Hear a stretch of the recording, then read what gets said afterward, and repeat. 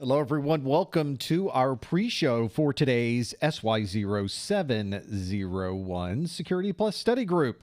This is our pre-show. I'm making sure that things are working here. We're checking information about the stream. Everything looks super nice.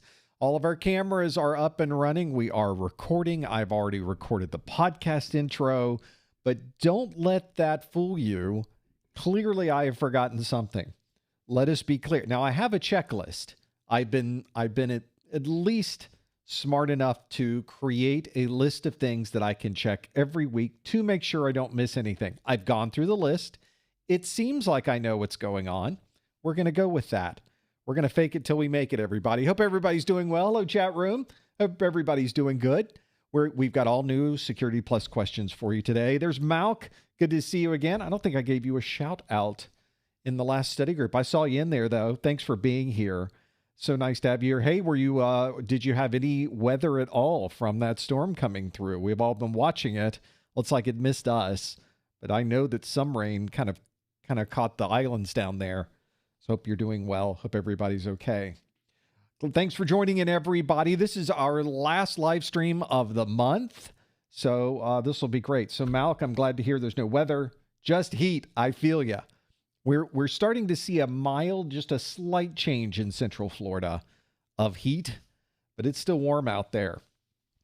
But you should still come to all the parks and you should still vacation here.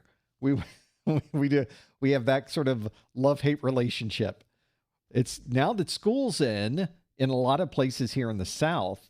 I think it's starting to be a little bit more reasonable outside. We've already sent kids back to school in Central Florida, so everybody's there. Hello, everyone. Thanks for being here. Hello, chat room. Thanks for checking in. Yes, we will have the replay available immediately after we are done today. Looking at my laptop keyboard, I wonder which keys I use the most. That's not lighting. That is an angle. See, that's not a lighting issue. That's me really working that keyboard, making sure everybody works there. This has been a pretty good setup. Now, this setup is one that we created or really solidified, made updates to. It was a revision upgrade kind of thing. We replaced audio, the audio chain, and we replaced a little bit of the video chain, but only like a different camera, nothing too dramatic. But it worked out pretty well. So we've been running that since January, and it's really worked out nicely. Thanks for being here, everybody. Some folks here checking in from South Florida, from Port St. Lucie, Florida. They're on the East Coast. We've got LA's checking in. Thanks for being here in Atlanta, Romania, Armenia. It's the different E. It's Armenia. We've got Edmonton, our good folks in Canada. Thanks for being here. We got Kim folk in Edmonton. So thanks for checking in from up there. Hope everybody's doing well north of the border. We've got folks are checking in also from all over. And of course, I should probably put up the link if you wanted to put your digital pin in our pin cushion, our online pin cushion. We can see where people are checking in from all over the world. You can see exactly where people might be. Sometimes people are in the middle of the ocean. I can't believe it. I don't think they are, but they like to put their pins in the middle of the ocean. Oh, thanks for being here. Sweden is here. Miami is here. Missouri is here. Scotland is here. I need to get back to Scotland. I had such a good time last time I was there. It was so great. People there are so nice. Maybe they're just my folks. I guess it's really my DNA, quite a bit of it there. And Mrs. Professor Messer has quite a grouping of family members from Europe. We have Minnesota. We have Minnesota again. We got two Minnesotas. Minnesota. We've got Boston. We got Dallas, New Jersey. We got India, Maryland, San Bernardino. Haven't been there in a while either. I need to get back over there to go see the big trees. Go hang out. See what's going on over there. Thanks for everybody for joining us. We always have a good time. Oh, you know what I didn't do? And I'm already noticing No air conditioning. Normally we run kind of hot in the studio when the lights aren't on, but when the lights are on, you need a little bit of AC. So we're going to click a few buttons. How can we make this happen? Let's see if it'll work, shall we? We submit, and we'll see if the technology that we have implemented is worth anything. Any extra tips to crack Security Plus? Well, there are plenty. You'll learn some today. There will be a couple we'll discuss. And of course, if you have specific questions, you can always ask those online with the link that you see on your screen. It's the one behind me there, professormaster.com/QA, and you can submit your question for our second hour. Obviously, the first hour is not so obvious, really. The first hour is Q&A that I ask you the question. The second hour, you ask me the question. So that's how it works. Usually this is something where I can sift through all of your questions when we get down there. So everybody's working out. We're doing it the way it should be. We're making it happen. So we'll figure out all of this. Oh, a lot is going on here. We have all kinds of things happening on this side. There's always projects going on, and obviously now is no different. We're finishing up some of the A+ stuff. I've got Security Plus things that I'm planning, which are kind of fun. We're looking forward to that. But it's whenever we do things, though, because you're often creating much larger things. You're often in a situation where you are. Yeah, this did not change. I wonder if my air conditioning is my technology not working for me. Let's change it, shall we? Let's actually stand up and go over. No, it's set. It worked.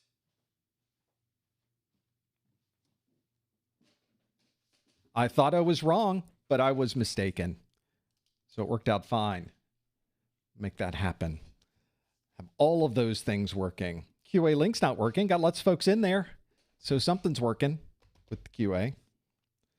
Check your spelling. It's a Q and then an A. That was relatively obvious. My apologies. That was ridiculous.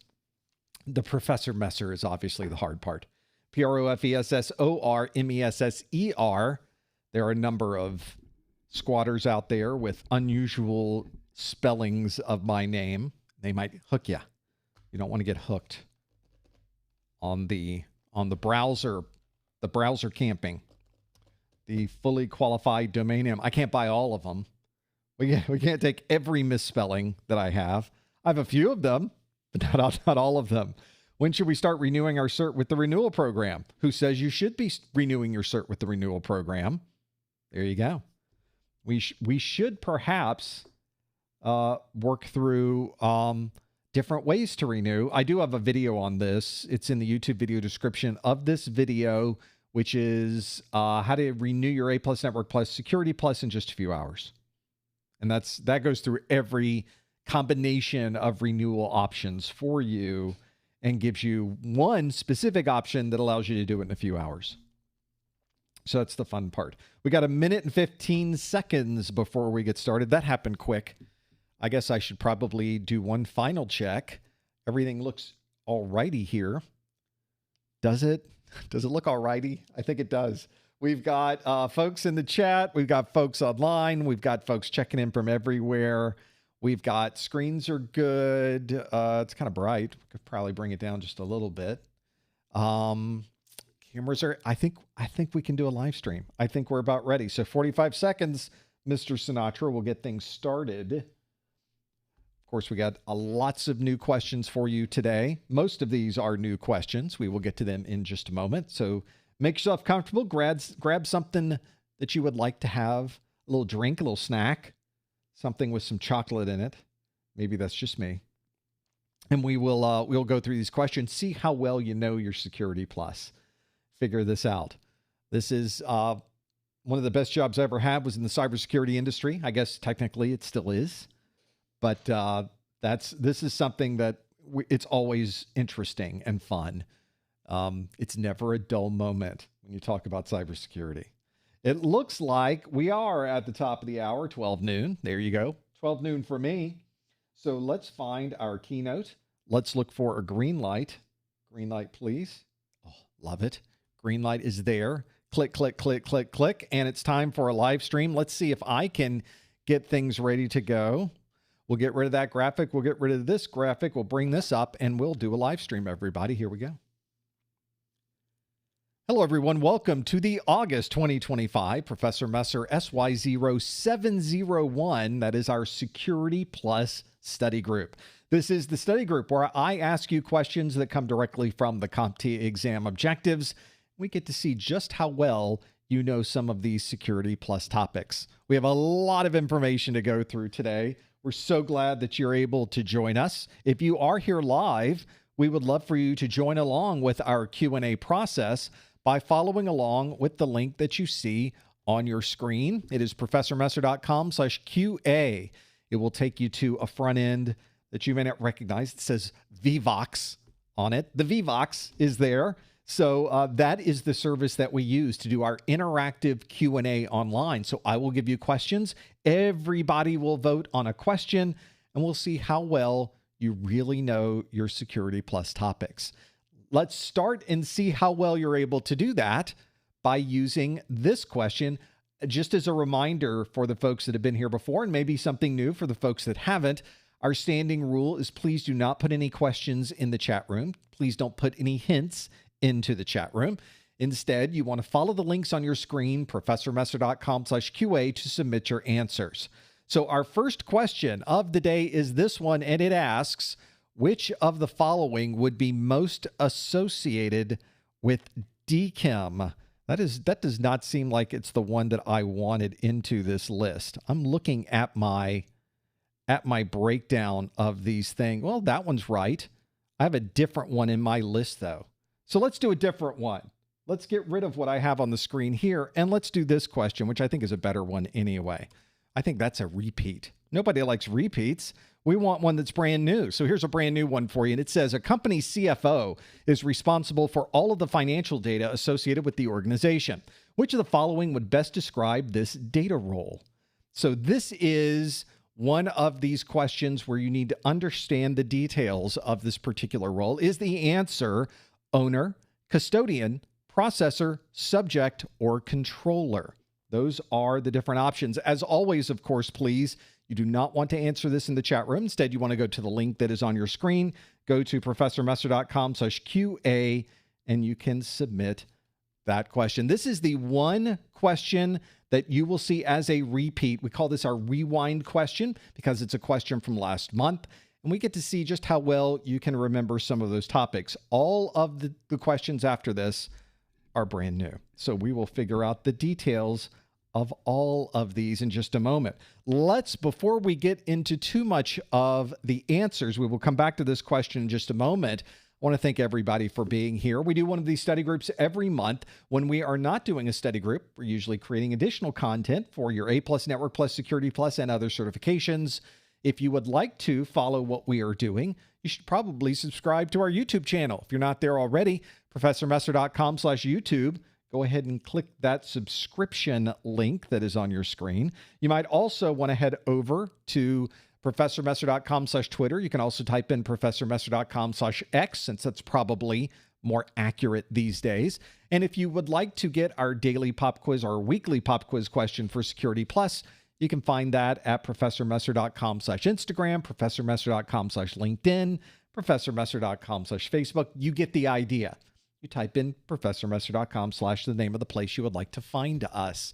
Today, we're going to talk about questions that come directly from the SY0-701 Security Plus exam. This is the current version of the exam. It was released on November the 7th of 2023, and it will retire somewhere around May of 2027. As we get closer to that date, you'll see that we'll have more accurate timeframes as CompTIA provides those to us. It is one exam that you have to pass.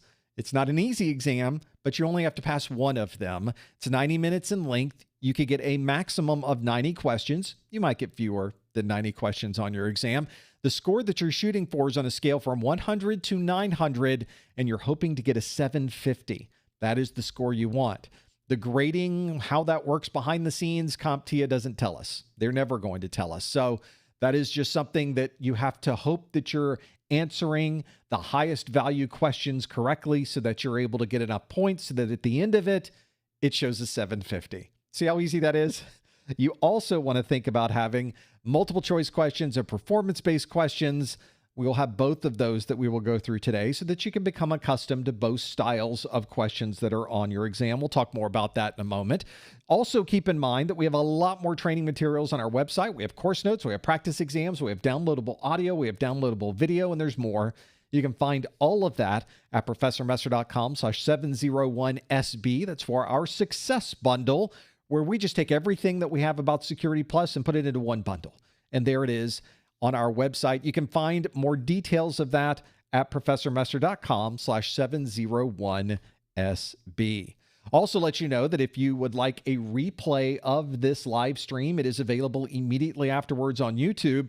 If you would prefer an audio-only version, I distribute those in a podcast format. You can subscribe to that format by visiting professormesser.com/podcast. You can also, if you are already on a streaming media service like Spotify, simply search for Professor Messer and you'll find all of our podcasts are there and ready to go. No downloading required. You can stream it at any time from wherever you happen to be. And if you wait about a day and look at the YouTube video description, you'll notice that there are a series of timestamps that somehow magically appear in our YouTube video description. It's not magic. It's my marketing manager, Lori, who is watching this replay, going through everything that we do, putting timestamps on there so that you can find exactly what you need for your studies.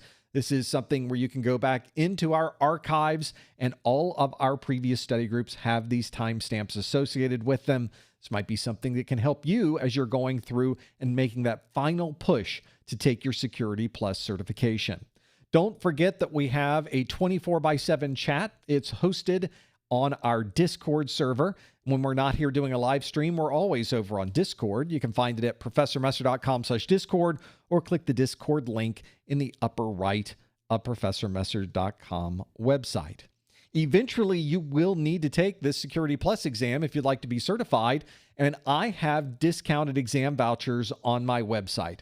This is something you can use to save a bit of money as you are working towards taking your exam. This is for folks that are located in the U.S., Canada, or a U.S. territory. Not only do you get a discount on the voucher, you also get something you can't get anywhere else, and that's a copy of my Exam Hacks ebook. This is a set of tips and tricks that I have written up that I've learned and garnered over time, things that help me not only with the study process, but I put strategies in this book that might help you during the exam itself. That's something you might want. It comes free when you purchase a discounted voucher from my site, and it's included with my Success Bundle, but we don't sell it separately. Those are the only two ways to get your hands on our Exam Hacks ebook. You can find out more about that at professormesser.com/vouchers. Let's go back to the question we asked earlier, which was a company CFO is responsible for all of the financial data associated with the organization. Which of the following would best describe this data role? Would it be owner, custodian, processor, subject, or controller? Let's close the poll and see what you chose on your list. We do have a majority of you that answered, 53% that answered owner, but 25% said the answer is custodian and 20% say the answer is controller. Then we have 2% for processor, 0% is a data subject. All of these are actual terms, of course, but only one describes the person that is overall responsible for all of the data, sort of the executive who's responsible for all of that. And that is, of course, the data owner. If you are the CFO, you're probably not working at the command prompt of your SQL server to set rights and permissions. You're probably not configuring Active Directory groups and applying different authentications into the data itself. You perhaps are not even managing who really has access to the data at the access level. So instead, you are responsible for the overall ownership of the data. And as the data owner, you get to make decisions on what you do with the data. And then everyone working in the IT organization takes those guidelines and applies them to the rights, permissions, access, and everything else associated with those. So if we are talking about the CFO and the person responsible for all of the data, we are indeed talking about the data owner, and 53% of you got that one absolutely correct. Well done. Let's now move over to a different kind of question, a performance-based question. I mentioned earlier that on the exam, you might be asked a multiple choice question like the one here. In fact, most of the questions you get on the exam will be multiple choice questions. This is a question, of course, that has a question, and then there are multiple answers to choose from. Let's say for this question, you had no idea what the answer was, and you just took a guess. You had a 20% chance of getting this question right, even though you had no idea what the answer was. Well, CompTIA wants this to be a little bit more difficult for you, so they've created a style of question known as a performance-based question. This effectively is a question that is anything but multiple choice. It could be fill in the blank. They could put you in a command prompt. You might be doing a drag and drop kind of question. Maybe you're putting things in a particular order. And there are a lot of different ways to ask questions. So anything that's not multiple choice gets put into the category of a performance-based question. So I have for you a brand new performance-based question. We always do a new performance-based question every month. And our performance-based question this month asks, provide the authentication factor for each description. This is effectively a fill-in-the-blank question.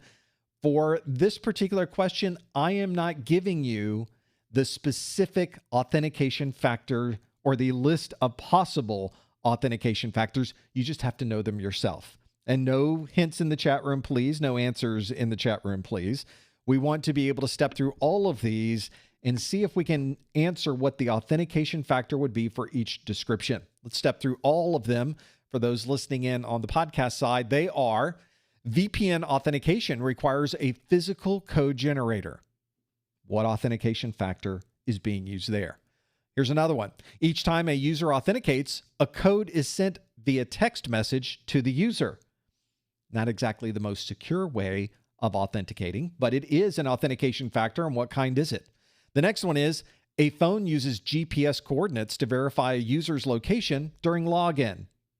The next one is all IT laptops are configured with a smart card reader. The next one is all employees must use a password with a minimum of 10 characters. That's a tough place to work. And then lastly, company laptops use a fingerprint to unlock the screensaver. All of these are important security concerns, but I want to know what specific authentication factor is being used for that particular description. So if you know that answer, you can submit them at any time with the link that's on your screen. Go to professormesser.com/QA to submit your answer. See if you know what those are. We got a few people that are submitting their authentication factors now. You will not find these authentication factors written anywhere. You will see what these are authentication factors that I created just for this study group.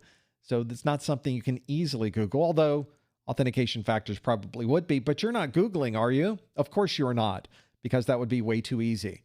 We don't, and of course during the exam, you don't have anything that you can pull from. It's not an open book. You can't pull from the internet. You can't take anything into the room with you.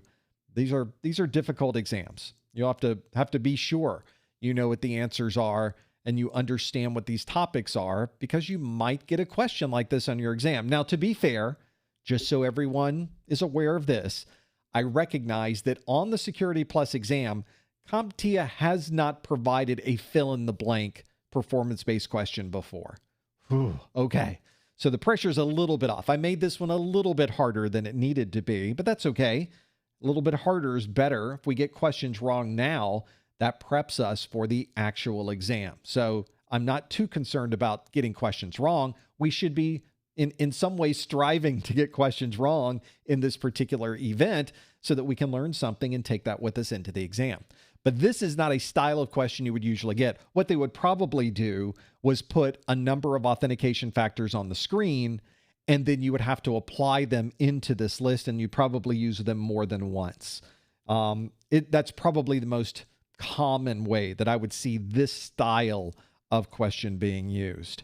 So let's step through each one of these authentication factors. Let's read out that description again, and let's decide what we think the proper authentication factor would, or which one would properly apply to that specific description. Let's start with the one at the very top, which is a VPN authentication requires a physical code generator.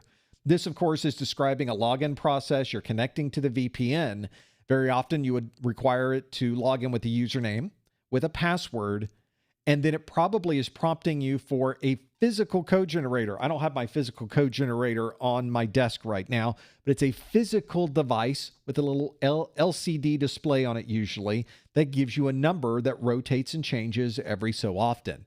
So what would that style of authentication factor where you're using a physical code generator, because it is a physical thing that you are holding in your hand and you must have this code generator to log in, and no one who is somewhere else who does not have this code generator could not possibly log in, then this would be considered something you have, something with you. You have it there.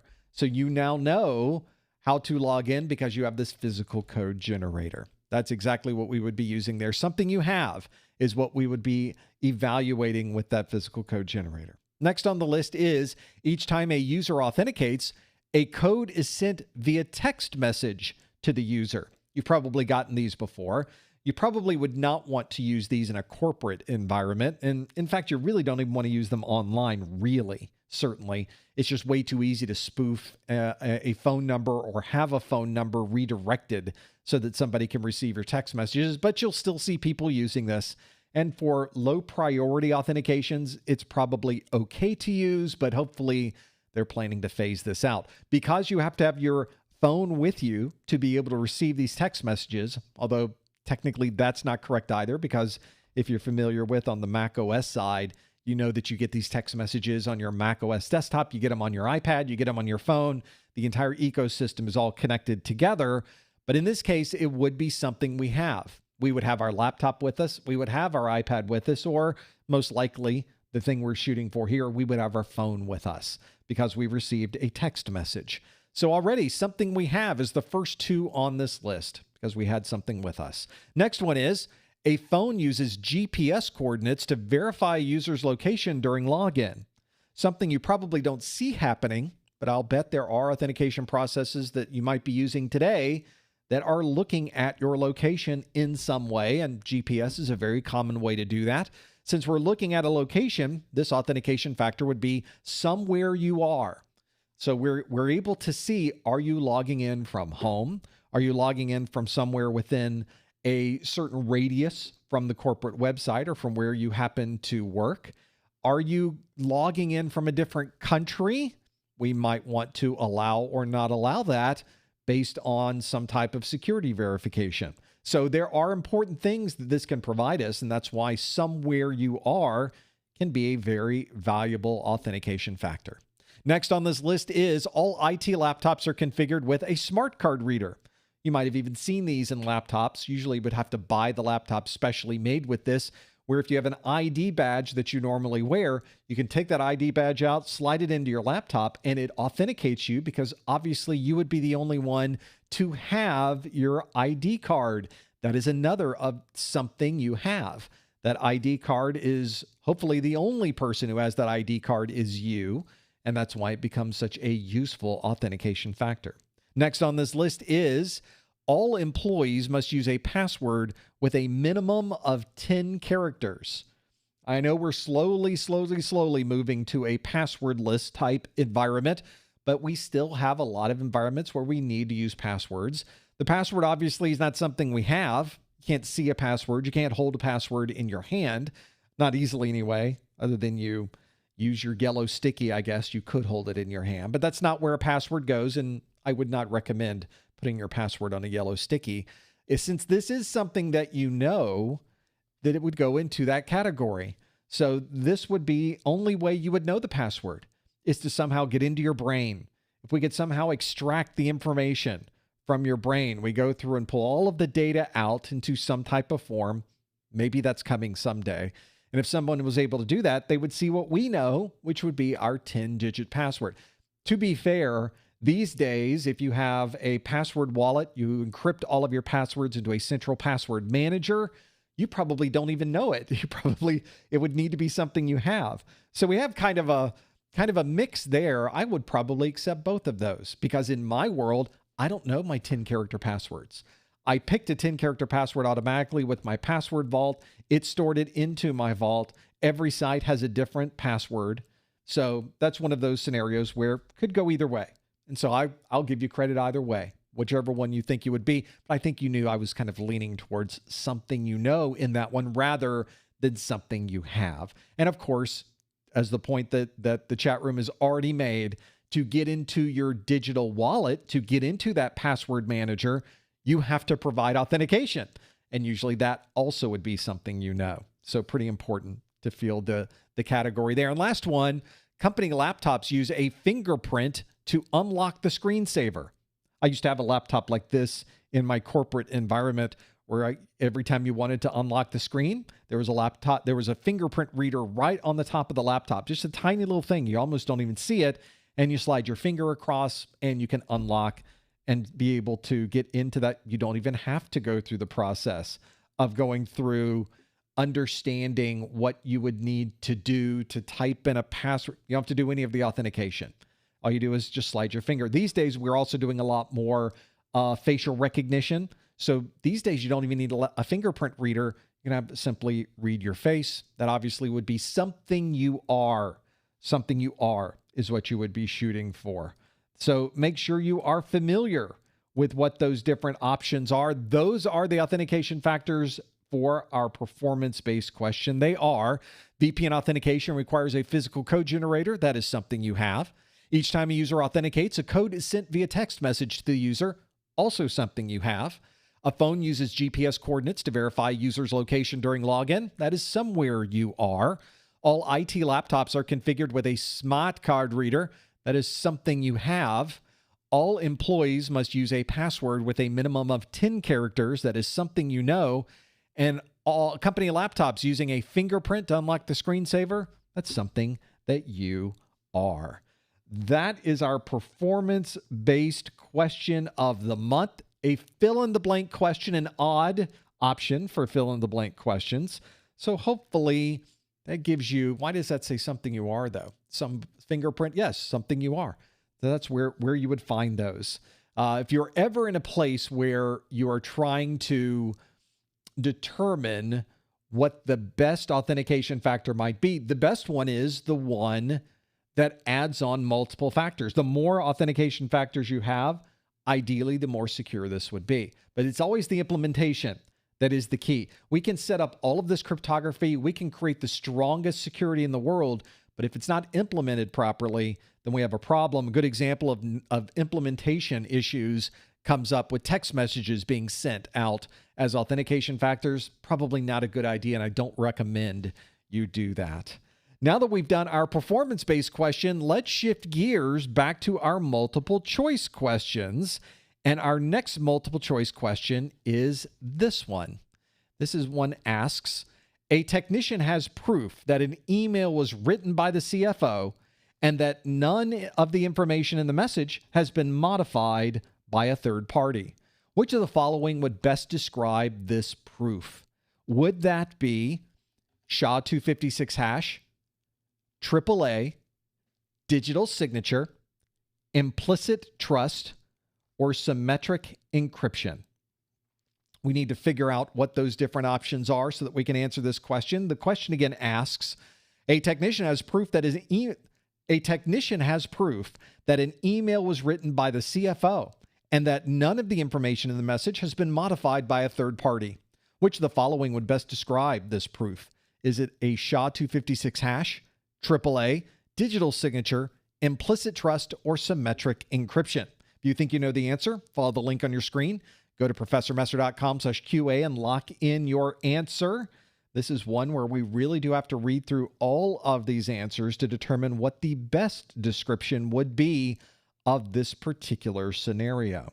This might be something that might even be in your inbox right now. You might have a message from someone and you might have proof that that message was really written by that person, and you might have proof that none of the information in that message was changed on its way to get to your inbox. But how would you prove that? It's effectively the question. I just restated the question with no help whatsoever. There were no hints in there. Really didn't turn out the way I wanted, but it's much faster to say it with the question that's on your screen. I guess we look at that. A lot of answers already coming in. Let's see how you did with this one. A technician has proof that an email was written by the CFO and that none of the information in the message has been modified by a third party. Which of the following would best describe this proof? Is it a SHA-256 hash? Is it a AAA? Is it a digital signature? Is it implicit trust? Or is it symmetric encryption? Let's see what you chose as the answer. And we can see that 75% of you think the answer is digital signature. 15% say the answer is SHA-256 hash.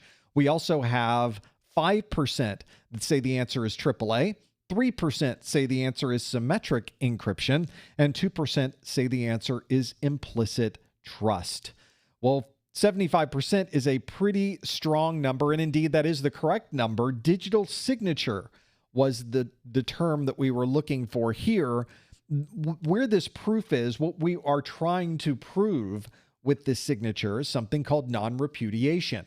Non-repudiation has a number of different aspects to it. Non-repudiation means that if you've put something into a message and you've sent it out, that no one can say that there was something changed with it, and you are effectively proving that everything you typed in is exactly what you personally put into that message. We can confirm it really did come from you. This is something very common. If you've ever signed a contract online, a lot of us have done that. How do you prove it's you? There's ways that we can prove that signature really came from you using non-repudiation. There's also other aspects to this. Not only can the receiver make sure that you really sent that message, and the receiver can confirm that that information was not changed along the way. True non-repudiation means that everyone can confirm the contents of that message as being from you, and everyone can confirm that the contents of that message were not changed. One of the most common ways to provide this non-repudiation is through the use of a digital signature. It's exactly what it does. Digital signature is a bit of a combination of hashing and an encryption, both of those together, asymmetric encryption specifically. So if you are using GPG, if you're using PGP, if you're using MIME, if you have a built-in digital signature process in your email client, this process is what we are talking about. The non-repudiation is what we are seeing here. And 75% of you were spot on. That was the right answer. 15% of you said the answer was a SHA-256 hash. And although a hash is able to confirm things, for example, a hash can tell you that the information in the message was not modified. That's one of the values of having a hash there. However, the hash doesn't confirm that the person who wrote the message really was the person who said they wrote the message. Could have been spoofed. Hashing does not prevent any type of spoofing. So the way that we fix that problem is we simply encrypt the hash with our private key. We're the only ones with our private key. We've hashed that message, and now we've encrypted with the private key. That is effectively what a digital signature is, and that's why the answer here is indeed digital signature. So a hashing will not get all the way there. We'll get half of those, but it won't provide that non-repudiation that we were hoping for. We also have 5% that said AAA. This process of authentication, authorization, and accounting is one that's commonly associated with servers that we would use to centralize our logins. So things like Radius, that's a AAA server. Things like Kerberos or LDAP or TACAX Plus, those are servers that we commonly refer to as AAA servers because they provide that authentication, authorization, and accounting functionality. But those features of authentication, authorization, and accounting are not able to provide us with a confirmation of who wrote a message and confirm that nothing in the message has been changed. So that would not be the answer we were looking for. Symmetric encryption is a way that you can encrypt information with one key or password, and then you decrypt that same information with the same key, with the same password. That's not something we commonly use because someone could get their hands on that password and then have access to the data. we very commonly use asymmetric encryption, where you can encrypt with one key and then decrypt with another, which sounds like magic, but it is really the foundation of encryption on the internet. Very amazing technology that changed the way that we work online. But symmetric encryption does not provide a way to provide any proof of the author. It does not have a way to confirm that any of that information has been changed. We lastly have implicit trust. 2% of you said implicit trust. This really is more referencing the way that you would access an authorization of information. For example, if there's data inside of a folder and you've applied a read-only rights and permissions to that folder, then the implicit trust within that folder requires that everything there is also read-only. So that, although useful for access control and very useful for authorization, it does not provide any functionality to confirm the author, and it does not confirm that anything has or has not been changed in that message. So it would not be implicit trust. The answer we were looking for was indeed digital signature, and 75% of you got that one absolutely right. Let's do another multiple choice question. This next question, very straightforward. It asks, which of the following would be considered a system hardening technique? Would it be the addition of redundant power supplies, the motherboard uses dual CPUs, backups run automatically every morning at 2 a.m., a local endpoint detection and response installation, or all storage is RAID 5 or better? One of these would be considered a system hardening technique. If you think you know the answer, please no answers in the chat room. Instead, you want to go to the link on your screen, go to professormesser.com/QA to lock in your answer. Let's see if you know what this one might be. Which of the following would be considered a system hardening technique? A lot of answers coming in quick on this one too. Now, I want to think that maybe we really know this one. As always, of course, please no answers in the chat room. Please no hints in the chat room. We're going to go through this list and see if we happen to know what these might be. It might be pretty good to know all of these different topics because all of them are listed in the CompTIA exam objectives. Make sure you are very familiar with them so that you know what any question that comes up, you'll know what the answers are because you know what all of those happen to be. This is one we need to know about hardening for sure. Absolutely. So let's go through our list and see what we think it is. Which of the following would be considered a system hardening technique? Is it the addition of redundant power supplies? Is it that the motherboard uses dual CPUs? Is it the backups run automatically every morning at 2 a.m.? Is it that there is a local endpoint detection and response installation? Or is it that all storage is RAID 5 or better? Let's see how we did with this one. We'll close our poll and see how you voted. And 68%, a pretty strong number, say the answer is that there is a local endpoint detection and response installation. We have 12% that say the answer is all storage is RAID 5 or better. 10% say there is an addition of redundant power supplies. 2% say the answer is the motherboard uses dual CPUs. 9% say that backups run automatically every morning at 2 a.m. This question was very particular about hardening. It wasn't about keeping the system up and running. It wasn't about making the system run faster. It wasn't about making the system run more efficient. When we talk about system hardening, we're talking about how secure we can make this system, how protected this system can be. Do we make all of our passwords completely clear so that anybody can log in without a password? That's not very hardened. But if we put strong passwords on the device, that is a much more hardened system. Well, if we go through the different options here of what these different things do, we need to understand if that's something that provides more security or it doesn't, or which one would be really a system hardening technique. 2% of you said the motherboard uses dual CPUs. That generally will make the system run a bit faster, make it run more effectively, more efficiently, but it doesn't make the system more secure just by having more processing power, and obviously that would not be the correct answer. 9% of you say that backups run automatically every morning at 2 a.m. Those backups are providing an important type of security, having that data security on the back end, but it doesn't make the system more secure. It simply makes the system one that has a way that you can recover from an outage. but it doesn't somehow harden the system just by having backups running. Would not be the issue. We also have 10% of you said the addition of redundant power supplies. If this is a server, we'd almost certainly want to run redundant power supplies.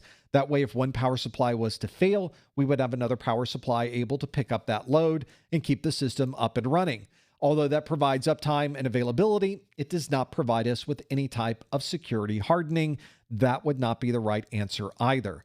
12% of you said all storage is RAID 5 or better. Hey, RAID 5, that's a topic on the exam. It's on Security Plus. Therefore, it must have something to do with security, but it does not have anything to do with more security hardening. The method that you use to store the data does not make it somehow more secure, unless perhaps you're encrypting the data along with it, which is not part of RAID 5, obviously. Whether you're running RAID 1, RAID 5, RAID 10, RAID 6, none of that has any change to how secure your overall system is. So that is not the answer we were looking for. That leaves us with 68% of you saying the local endpoint detection and response installation. And that is indeed what we were hoping to find. That makes your system more hardened because now we are looking for threats and we're trying to understand what type of threats may be coming in and stop those threats before they are executed on a system. In fact, we can even with endpoint detection and response, we can even respond to those threats. We can change things. If a system is attacked, there might be things that we want to do. Change some firewall rules, block the IP address the threat came from. Maybe we take that particular device and put it on a separate VLAN until we can clear it and make sure that it's okay to continue working. All of that is all based on endpoint detection and response. All of the other answers on here have to do with making a system more available, making the system have more uptime, but it does not make the system more secure. The only one on here that makes the system more secure is what 68% of you chose, which is in local endpoint detection and response installation. You got that one absolutely correct. Well done. Well, as you can already tell, we've only gone through a few questions so far. There's a lot of different topics on this exam. If you were to look at my videos, my 701 video series has 121 videos in it, over 15 hours of information inside of it. That's a lot of information, but that's sort of standard for CompTIA type exams. There's a lot of information in there that we need to know. Obviously, I would love it if you watch all 121 videos. Please. Thank you. And for those of you that have and watched them more than once, I love you. Thank you so much for doing that. But I can't expect everyone to go through all of those, of course. But how are you going to get your hands on all this information? Well, you might want to consider my course notes. My course notes are a way that you can go through and have all of the text, all of the important graphics, all of the tables, everything that's in all of these videos are in my course notes. You probably even recognize some of these images and some of the text on your screen. So I tried to take all of that important information and put it into this document.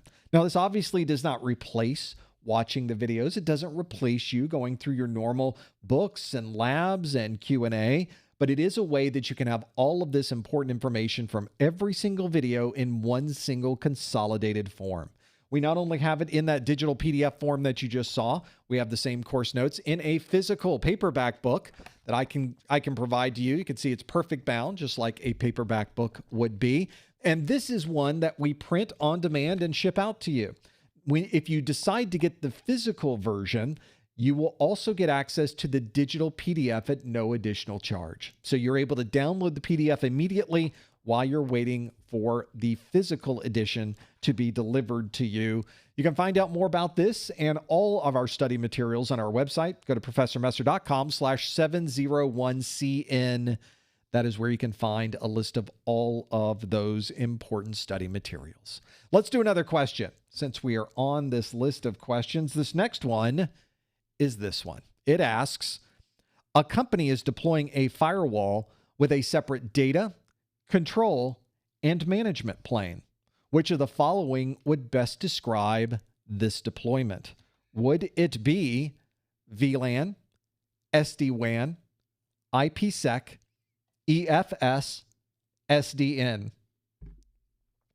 I got to tell you, the acronyms on this exam are occasionally a bit soul-crushing. There's so many to look at. I wonder if I was to count the number of acronyms on Security Plus, it's got to be at least very close to what Network Plus does. Network Plus has a lot of acronyms. Security Plus does pretty well on its own. So hopefully you're familiar with this. Obviously, please no answers in the chat room. Please no hints in the chat room for the question that asks, a company is deploying a firewall with separate data control and management plane. Which of the following would best describe this deployment? Is it VLAN, SD-WAN, IPsec, EFS, or SDN? It's got to be one of those, right? Plug in your answer. Follow the link on your screen, professormesser.com/QA. Some of you really jumping on these. I always look at the number as it's going up on the screen, and I look and think, is this because we all know the answer? Do we not know the answer? Do we think we know the answer, but we don't know the answer, or do we really know the answer? This is what one of these things that I always think about when I'm creating the questions is, how hard is this question? Is it something we can use? Is it something that's important? We should go through the details of this and figure out what we would have in that particular case. So that's where I am with these as well. See if you know the answer. You can lock it in at any time using the link on your screen. Go to professormesser.com/QA. Let's see how you do with this. Let's see. The answer, or the question asks again, a company is deploying a firewall with a separate data, control, and management plane. Which of the following would best describe this deployment? Is it VLAN, SD-WAN, IPsec, EFS, or SDN? So let's see what happens now. Let's close the poll. Let's find out what you chose in this list. Ooh, we aren't quite sure. We're a little bit torn on this one. We did not get a majority. The plurality of you, 39% of you, chose SDN as the answer. 28% of you chose VLAN. And then we have kind of a three-way tie for third place. We have 12% with SD-WAN, 11% with EFS, and 10% with IPsec. Now, if you're putting together a firewall, I used to run these firewalls, these next-gen firewalls where you had a separate data plane and a separate control plane, adding on a management plane. We often call the control plane and the management plane the same thing, but you can also pull those out so that they are doing different tasks. This is a delineation we often refer to as a software-defined network. This is because we've taken these key components of these devices. A firewall is processing data in its data plane. It is setting up and having the control of that device on a completely different plane of work, of existence. Really does work that way. This also means that if you are configuring your firewall, if you are running reports from the data logs of your firewall, those are happening on a different plane than the actual firewalling, which means you can run reports and they have zero effect on the throughput and availability of the firewall. What's also nice about this is now that you've broken out all of these different components, you can turn them into software and you can put them in different places. This sounds like cloud computing to me, right? That's exactly what this is. That's why we focused on software-defined networking, because we're taking things that used to be physical and we're turning them into cloud-based systems that we can easily deploy. And one of the easiest ways to deploy these is to break them up into small chunks and deploy out the pieces that you might need to be able to make all of that work. Software-defined networking is what we were hoping for. And indeed, that is the answer that we were hoping to find. SDN, software-defined networking, is the answer in this particular case. This is one that you will see pop up not just on Security Plus, but if you're doing anything in the cloud, and who isn't these days, you will be tasked with some aspect of SDN, even if we don't refer to it that way. Maybe we're just saying, set up the data plane, check the control plane, verify the management plane is running. That is all based on SDN. We had 28% of you that said VLAN. The virtual local area network is a way that we can divide up and separate broadcast domains inside of a switch. It has nothing to do with firewalls and how they process data internally to the firewall. VLANs are only used at layer 2 on our switched networks because we are separating broadcast domains, and broadcast domains all operate at layer 2. 12% of you said SD-WAN, a software-defined WAN, very similar to software-defined networking, but an SDN is ideally paired with a series of applications that are running in the cloud, And the users that need access to those applications will know automatically where to go in the cloud to be able to transfer that data and use the application. We don't have to set up separate WAN links. Many of these links are done on demand. SD-WANs are a very modern way to connect our networks wherever they might be, especially since our applications now are not in a single data center. Our applications are spread across multiple cloud providers across the world. We needed a smarter wide area network to allow us to connect to those, and that is the definition of an SD-WAN. 11% of you said EFS, the encrypting file system. That is a Windows NTFS file system feature that allows you to encrypt individual folders or files in the Windows operating system. EFS has nothing to do with firewalls having a separate data control and management plane. And lastly, IPsec, a very common protocol used for virtual private networking. But in this case, we aren't doing any VPN, at least not yet in this question. We are trying to separate out the individual components inside of a firewall. That is not an IPsec tunnel. That is something all completely associated with a software-defined networking. This is what we were hoping to find. Now, the idea, of course, if you're still kind of struggling with this software-defined networking piece of it, you could even take a physical device and kind of separate it out into where those different features run. For example, you have a lot of interfaces on the front of a router, a switch, or a firewall. That is your data plane.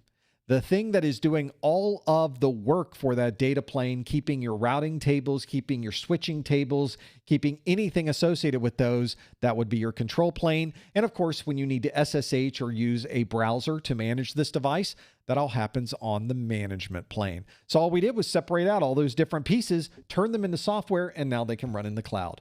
It sounds easy when I say it like that. It was much more difficult than that, but that is the basic idea behind software-defined networking. And of course, if you're one of the folks that answered software-defined networking, 39% of you did, you got that question absolutely correct.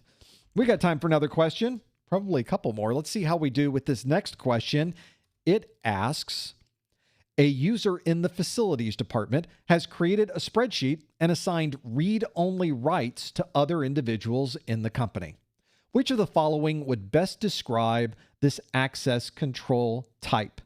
Is this mandatory, discretionary, role-based, attribute-based? That should say attribute, not attributed, attribute-based, and rule-based.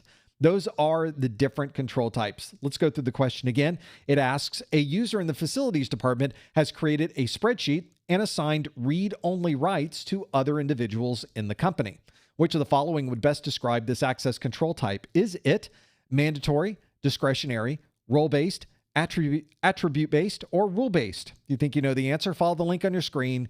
Go to professormesser.com/QA and lock in your answer. See if you know what this one happens to be. All of these are real types of access controls. So we need to know what all of these are anyway, and we need to be able to differentiate between all of these different control types. So make sure you are familiar with access controls.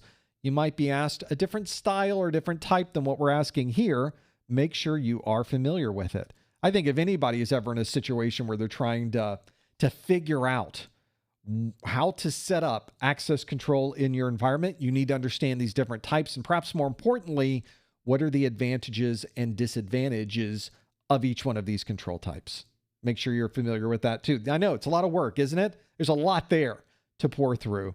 Make sure you're familiar with it. Let's go through this question, see how you did. The question again asks, a user in the facilities department has created a spreadsheet and assigned read-only rights to other individuals in the company. Which of the following would best describe this access control type? Is it mandatory, discretionary, role-based, attribute-based, or rule-based? What did you choose? I don't know. Let's find out. I didn't peek. So let's see together what we chose. Again, did not get a majority on this one, but we got very close because 46% of you say the answer is discretionary. 24% say role-based, 18% say rule-based, and then a tie for last place, 6% for attribute-based and 6% for mandatory. The way that I remember this, maybe not the way that you remember this, but the way that I remember this is that if you are the one creating a spreadsheet and you're putting that spreadsheet into a system, and now you as the person who made the spreadsheet is assigning rights and permissions. Who can see the spreadsheet? Who can change information in the spreadsheet?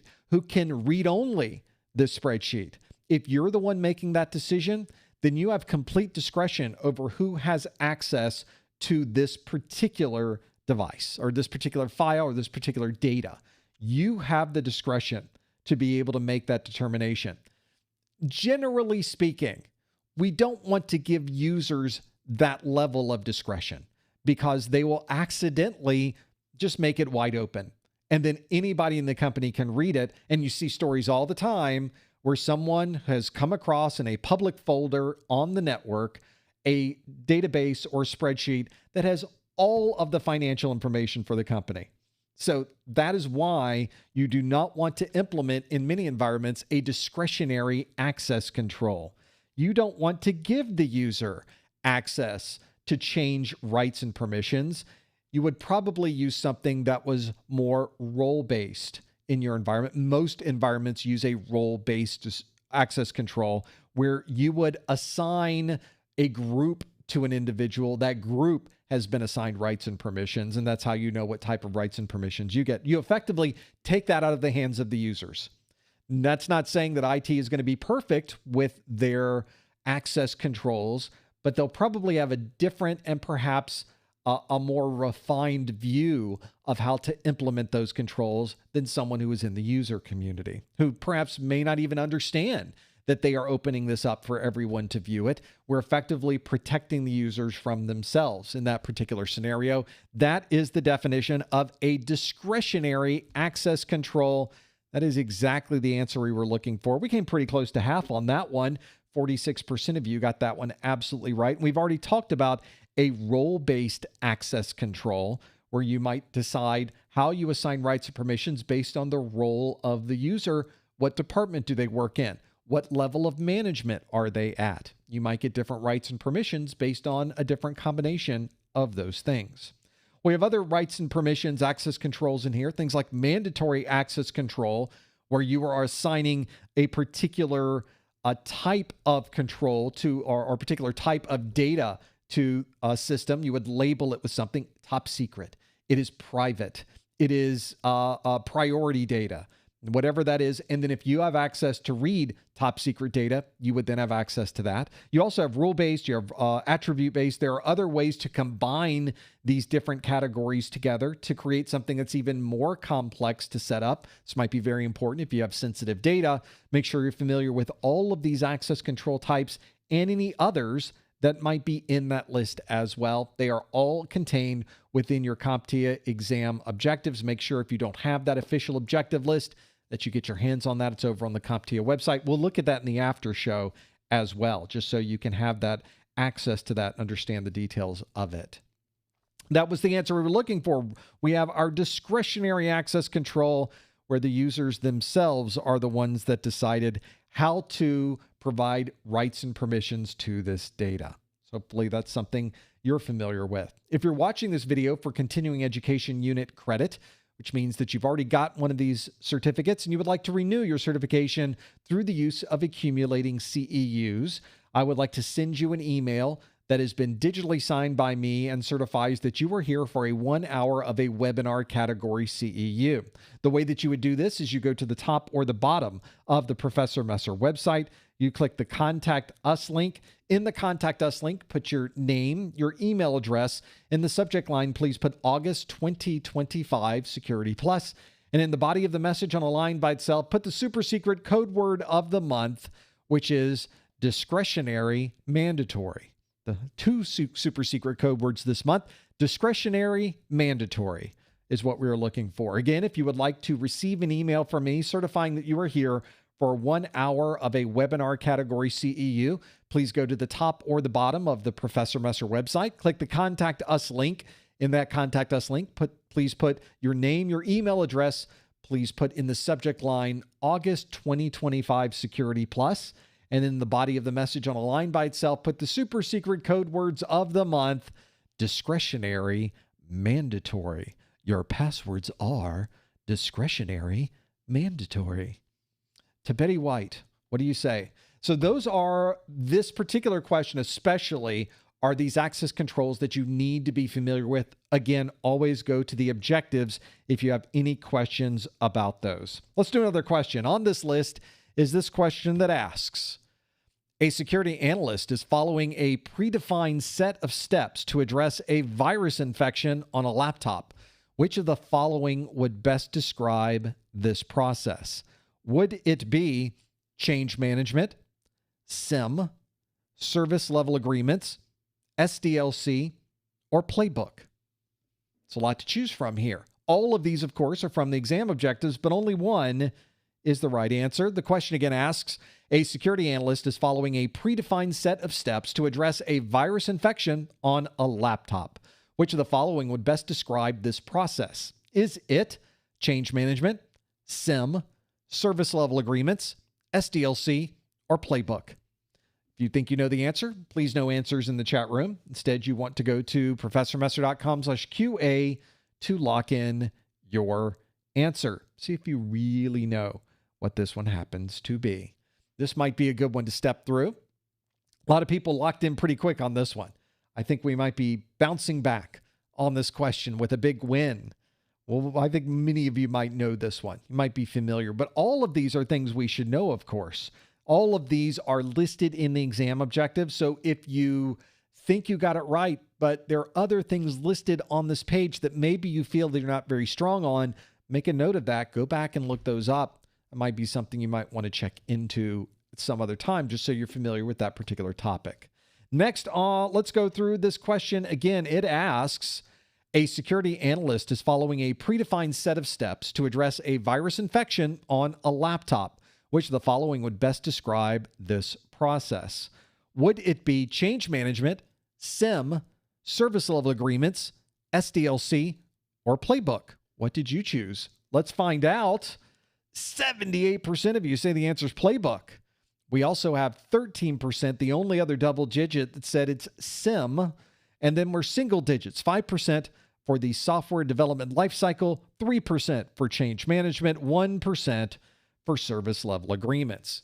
You might have even hopped in this question thinking, oh, he's looking for some type of issue where we got to jump in there and solve the problem. That's not what I asked for. It's a little bit different in this case. 78% of you said playbook. That is a pretty strong showing. But the actual answer, yeah, it's playbooks. We all knew what this one was. A playbook is this conditional set of steps to follow.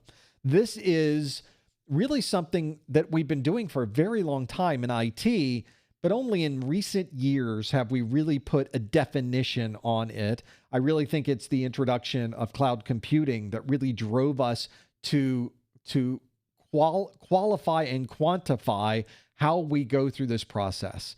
Because I used to work in a mainframe operations center, and when something would break, some alarm would go off, some alert would go on the screen, or the screen would just go black. What do? You're the only one there. It's midnight. Nobody's at work. You're the only one sitting in this room. Well, they have a book. You pull the book out, and it goes through all the steps of things you need to do. Usually it starts with call whoever's on call. Get on the phone with whoever's at the top of this list and call them. And then you do that. And it's today we've made this a little bit more of a formal process using something we call playbooks, which is this step-by-step process. The reason these are important is because we want to have something that we have documented, tested, verified, that we could potentially automate. So we can take a process that normally we would do manually, and we can step through this process and have it perform things automatically. Or perhaps we are using it as a human-based checklist to make sure that we're covering the bases whenever we're approaching something like an incident, like this one. So playbooks are perfect for doing this. It really is the only answer that made sense given the other options that were on the screen. A SIM, a security information and event manager, we often call this a log consolidation tool, and it also does log reporting. These SIMs are incredibly important, but they don't provide us with a set of steps for addressing certain scenarios. They're really there for reporting and consolidation of log data. We might be using the SIM to figure out how the virus got onto that system, but that is not the set of predefined steps that we're going to follow.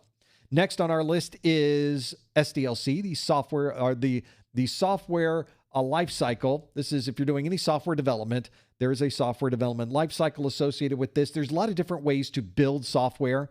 Fortunately, the Security Plus exam has a lot less software development on it these days because in IT, we don't build applications. We simply implement the applications and the data, and we protect all of those.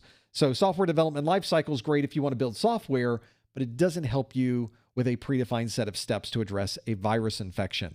We have 3% of you that say change management. We're not really doing change management in this scenario. Change management is a very formalized process. We're making a permanent change to something that everyone in the infrastructure is using.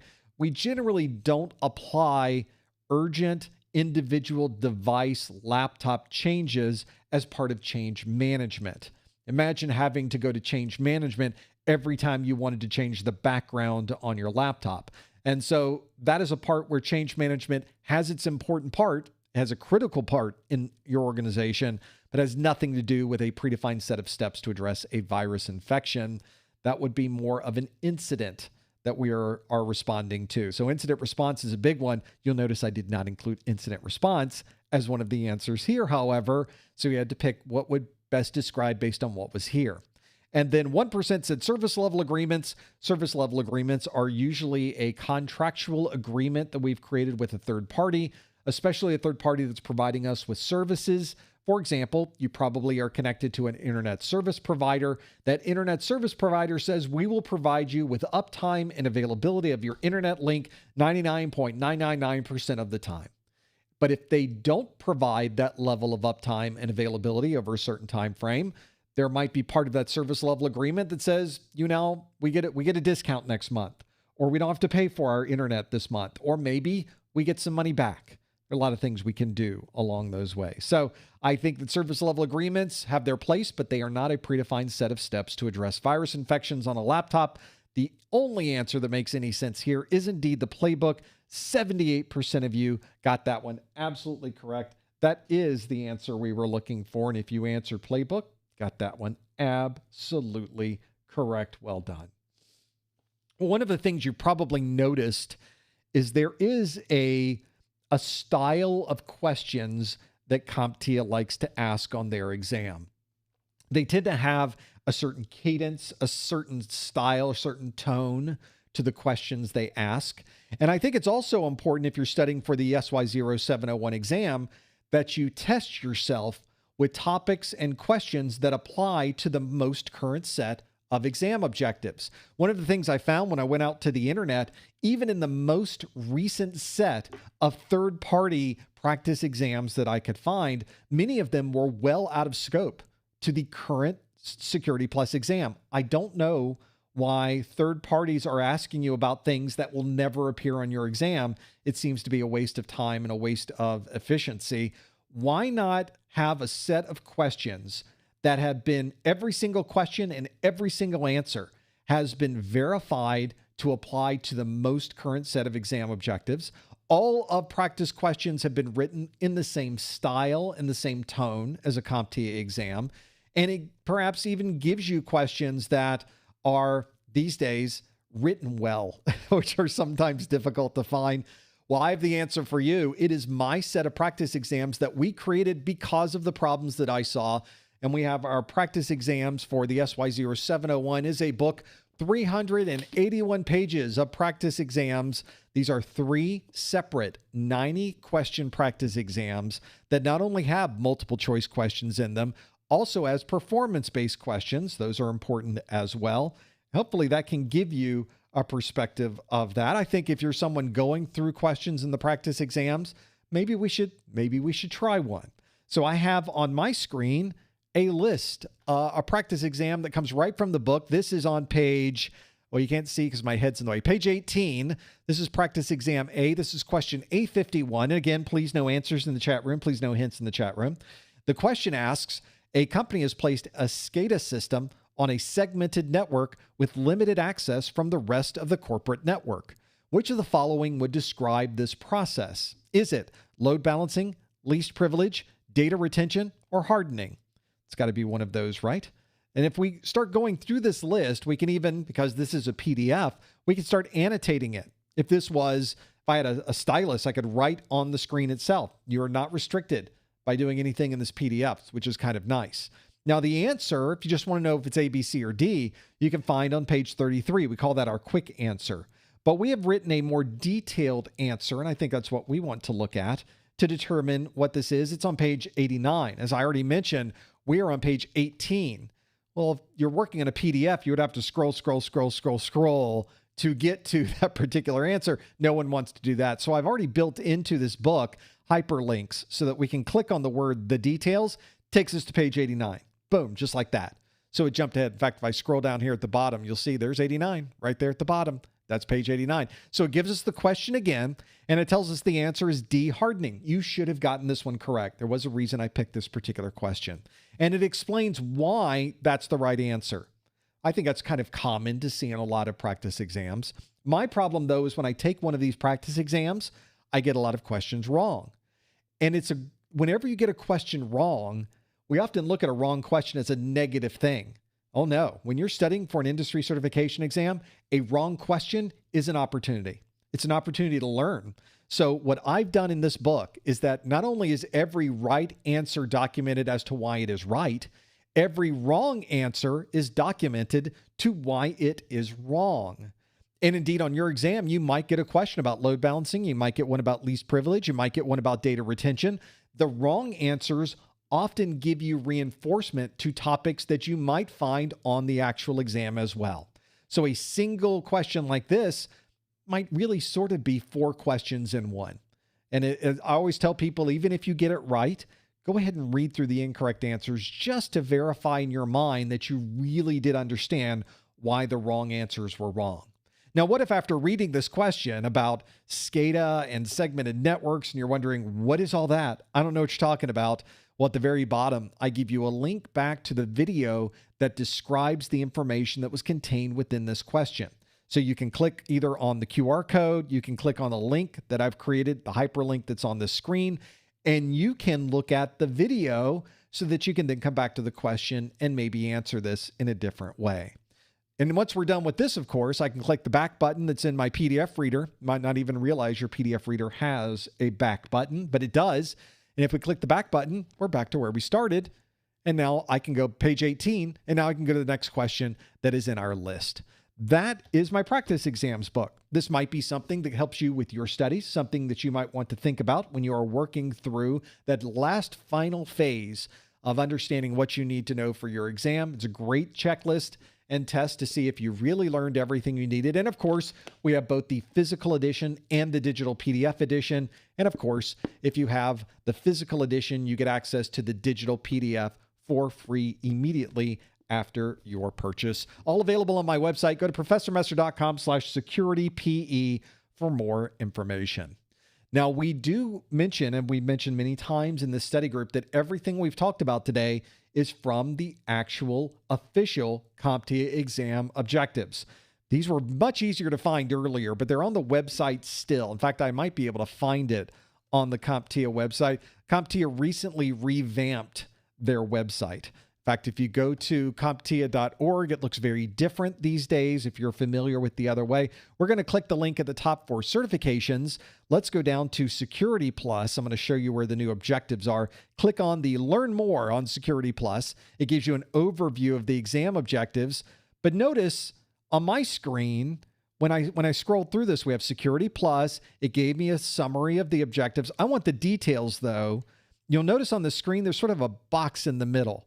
CompTIA has this funny quirk on their website right now that I need to do a refresh on my side. You might have to do this as well. And suddenly a new box appears on the screen. So don't forget about this. I need to send them a note about that, where you can get a copy of the Security Plus exam objectives right there, put your email address in, and you can get right in there to see what the different options might be for Security Plus.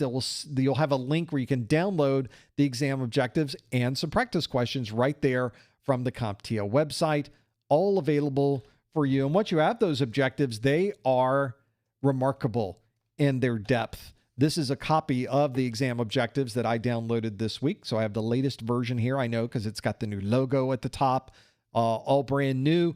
And it goes through the details of what you need to know. For example, in section 1.4, you need to explain the importance of using appropriate cryptographic solutions, such as public key infrastructure, PKI. You need to understand public key, private key, key escrow. You need to understand encryption and the type of encryption, such as full disk, partition, file, volume, database, or record. All of this details in here. So people often ask me, what do I really need to know for the exam? You really need to know everything that's in this document. Not only do they have a breakdown, bullet by bullet breakdown of everything you need to know, in the back of the document is an acronym list. Pages and pages and pages of acronyms. If you wanted more acronyms, you got them. They're in the official exam objectives. I don't necessarily recommend memorizing these acronyms. I think you will learn the acronyms you need to learn organically as you go through the exam objectives. But if you do want a summary of them and you want to step through them, there's your list to use for later. You can find those. I've got a link over to the CompTIA website, just a generic link, which is at professormesser.com/objectives. But if you need to find that on the CompTIA website, go to that section for the certifications, refresh the page, and then you can use that to be able to get your hands on those objectives. We do one of these study groups every month. And of course, we have already scheduled our study groups for September. We'd love for you to come back for our A+, our Network Plus, our Security Plus study groups. They are September 9th and 11th for A+, September 17th for Network Plus, and September the 24th for Security Plus. We love doing these study groups. Can't do this without you, so make sure you make a note of that. One of the things you probably noticed for this month is I originally scheduled our study group for today. I then changed the date to some different date this month, and then I changed it back. So these things sometimes are more fluid than I would really care for, but I needed to make sure that you are aware that when I make a change to these times and dates, I always change them on the official calendar at professormesser.com/calendar and the events calendar that is in our Discord. I always update them at the same time. So if you're trying to find out when is that next live event, or you want to confirm that the previous date you saw, such as September 24th, is it still on for September 24th? The best way to find out is to go to the calendar at professormesser.com/calendar, because I assure you, these dates change all the time. The chaos that is my life requires me to have some flexibility with my schedule. So hopefully you will have some way to have patience with me as I make these changes. I appreciate your flexibility, but I always make sure that calendar is up to date so you always know when the next event is going to be.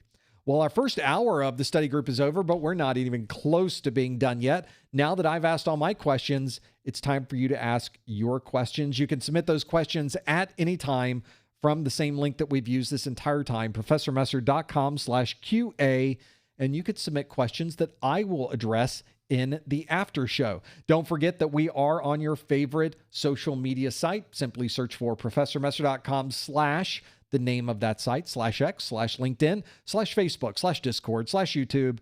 You'll find us wherever it happens to be, or you could follow the links that are on the Professor Messer website for all of those. Don't forget about the discounted vouchers on our site. Save a few bucks if you happen to be in the U.S., Canada, or U.S. territory. Now with retake options for those of you that wanted a little bit of insurance, we have retakes available for you at a very, very economical price. You might want to look at that as well. And it goes along with the discount. So a discounted retake option available at professormesser.com/vouchers. And of course, our course notes, our practice exams, and so much more is available at professormesser.com/701SB. Well, that brings us to the end of a Security Plus study group. Thank you so much for being here in the first hour. Stick around, stay right where you are. In just a few seconds, we will start our after show. But I want to thank you, of course, for being here in this first hour. We always have so much fun, and we can't do it without you. We will see you next time on our Security Plus study group. Thanks, everybody. Okay, let's take a sip. One moment. Why is it so dry? And now let's see if I can get my camera back up and running. Let's get rid of the multiple versions of me that are on the screen, and let's get rid of this graphic. And there we are. Hi, everybody. Welcome to the after show. This has been an interesting week for security, hasn't it? I was reading this morning about the PayPal breach. We heard a little bit of the PayPal breach earlier in the week, and in the Discord on the Professor Messer website. You know, breaches happen all the time. Sometimes we'll hear about a breach and it turns out the breach was not real. And we were speculating at the time, is it real? Could it not be real? It is PayPal after all, but we have to temper that with, let's wait till PayPal and some other folks confirm it, which they did.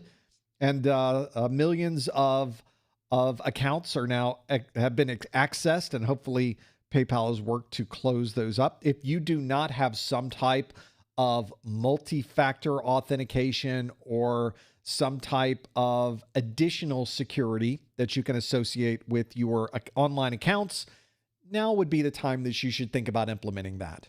I have my authentication is kept in a password vault because I have hundreds and hundreds and hundreds and hundreds of passwords in that list. And I also have separate keys, separate authentication codes that I use to be able to get into those. So I also have that system that you want to be able to use. And these days we have even additional options that we can use for authentication. PayPal has indeed very much traditionally struggled with security. When we just had usernames and passwords, it was way too easy for people to get access to someone's PayPal account, which then effectively allowed you to buy whatever you wanted with information from their PayPal account, or it was linked to their credit card. So it made it very easy for the bad actors and the attackers to be able to use your credit card through your PayPal account to pay for whatever they'd like. I've never been incredibly pleased with the security over at PayPal, and now even less. So they've got a lot of work to do on their side to get all of those things much more secure, much more robust, much more security centric. Maybe this is the time that they will use that and work through those pieces of it. Now let's focus, instead of me asking questions of you, I would love it if you asked questions of me. And so that is what our next step would be, is if I click the right things on my screen, which at this point seems to be questionable, then we will, of course, be able to do this. Let's see if I can show the information that I want to. So you can, of course, submit questions for the second hour at any time. You can submit those using the link on your screen. So go to professormesser.com/QA and you can submit those at any one of those. People in the chat room are saying, well, how do you do your multi-factor authentication? Those codes, you usually use either a code to submit them, or you take a picture of a QR code on the screen, and now you're using your username, your password, and some series of numbers to log in. And people are saying, well, do you use a separate app? Do you use a separate mobile app? Do you use something built into your password manager? How do you do that? And my answer is, I'm not going to tell you that. I try to keep as much about how I manage security quiet. And I think we probably would do better with that. One of the things that has always been kind of a something that is a problem for me at a security level is I always hear people talking about their birthday. And part of the problem we have with security, thankfully a lot less these days, is we used to rely on things that were so easily found, and we would pretend they were secrets. So things like your birthday. Well, if you can tell me your birthday, I'll know it's you, and then you'll have access to your credit card. Well, everybody knows my birthday. Everybody who knows me, and in fact, people who don't know me, can figure out my birthday. I almost would like to ask the chat room to tell me what my birthday is, because I really feel like you should be able to go out to somewhere on the internet and it should be able to tell you. Certainly it tells you that. It's just way too easy because I know my birthday's out there. So it's on the internet somewhere. Somebody will be easily able to find it and tell me what that birth date is. So I don't use things that are known or could be known about me as being a security key. And I think a lot of companies these days have really moved away from what those happen to be, which I think is great. That is ideal. We want to have something that really is private. A lot of companies are indeed looking at password security, privacy, the entire authentication process as something that they want to. We'd love to get rid of passwords. That would be great. That's a tough one. But if we could go to something that was passwordless, that would be ideal. There are a number of sites that I go to now where you can't even put in a username and password. You have to put in your email, and then they will email you the password, or really not even a password. They email you the login. I'm glad they don't email you the password. Then you know you're in trouble if they've emailed you the password. That's a different kind of problem to work through. But that is one where you might be able to use that. You might be able to take advantage of places that aren't requiring you to have a password. I do as much security as I can. I load it up to have all of those pieces there. So if you submit a question into your list, you can submit those at any time. They will go into a big pool of questions on this side, and then I will filter through all of those and figure out the details. So this is the real important part of this, is me now looking through questions to see what you're asking about, and then making sure we can find the things that might actually help with the things we're trying to work through. Let's start with kind of a broad question, but it is something that is a very popular question that I get. This is from Tony B. Hey, Tony, how you doing? Tony says, I'm trying to get into the tech industry with no experience. Do you have any advice? Well, I've got nothing if not advice, Tony B, because I talk like this for a living. So let's kind of talk about this. Now, I approach the idea of getting a job in the tech industry with not only my years of experience in the tech industry, working for third parties, service providers, corporate America, and for manufacturers. So a lot of what I've done in the industry has been about implementing, managing, designing networks, servers, security systems, and a lot on the next generation firewall side. So when I look at getting into the industry, my focus is always about getting you that first job.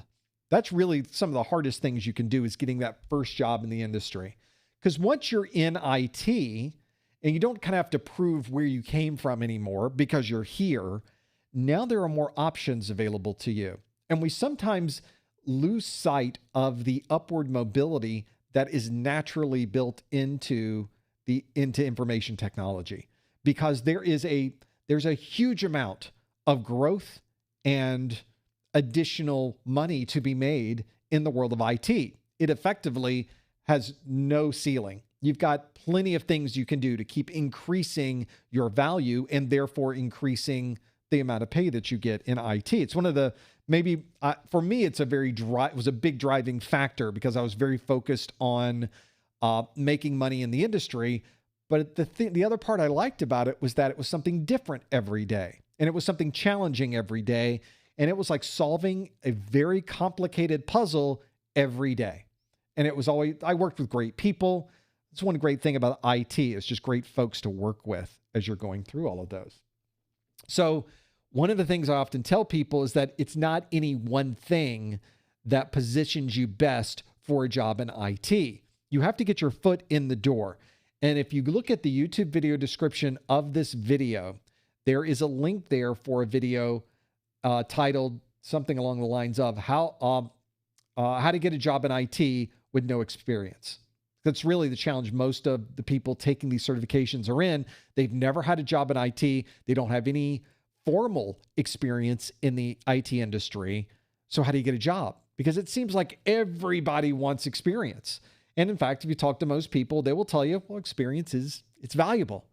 But if you don't have experience, what are you left with? What can you really do? Turns out you can do quite a bit. And if you watch that video, it's a 30-minute video. So I get it. It's 30 minutes. If you're familiar with my video style, it's chock full of data in those 30 minutes. There's not a lot of downtime. We're not watching pretty pictures go by. And of course, it's with my audio and video, so you could turn it up to 1.25, 1.5 times speed, even get through it even faster, which is fine. That's great with me. The part that I like about that is that we separate out what you can do, what you can bring to the table, into 4 elements.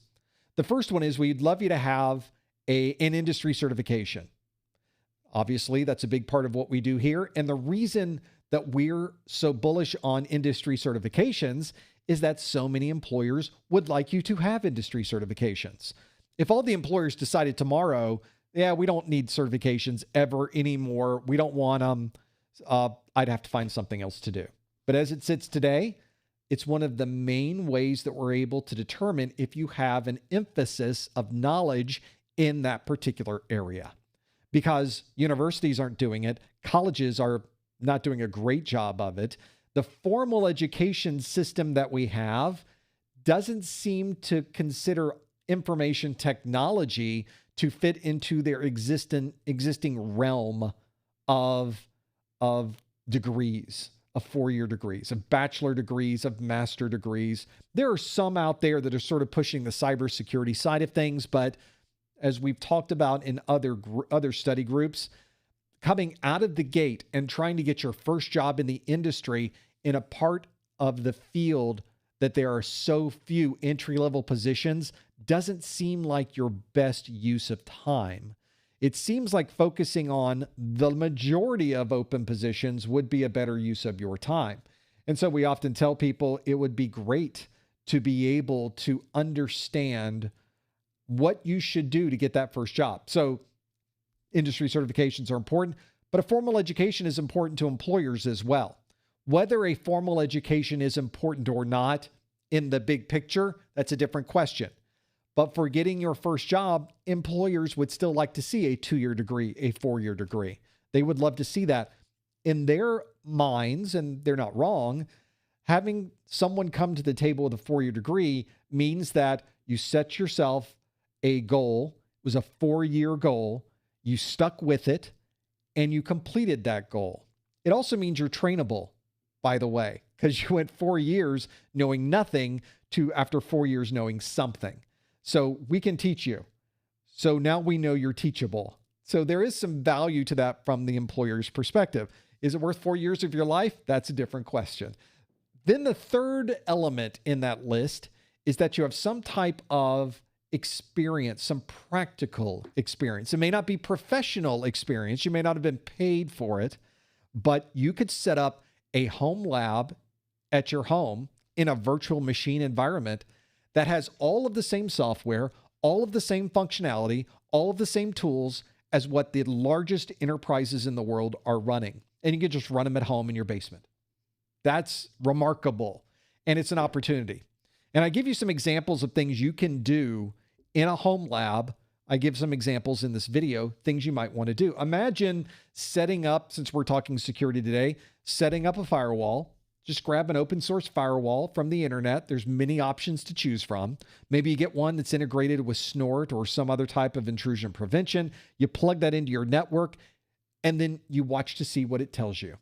Because if you notice the firewalls, the kind of all-in-one units you would get for home, they have your wireless access point and your router, and they're just an all-in-one, almost give you zero feedback as to what's going on, which I really don't understand because the technology is there.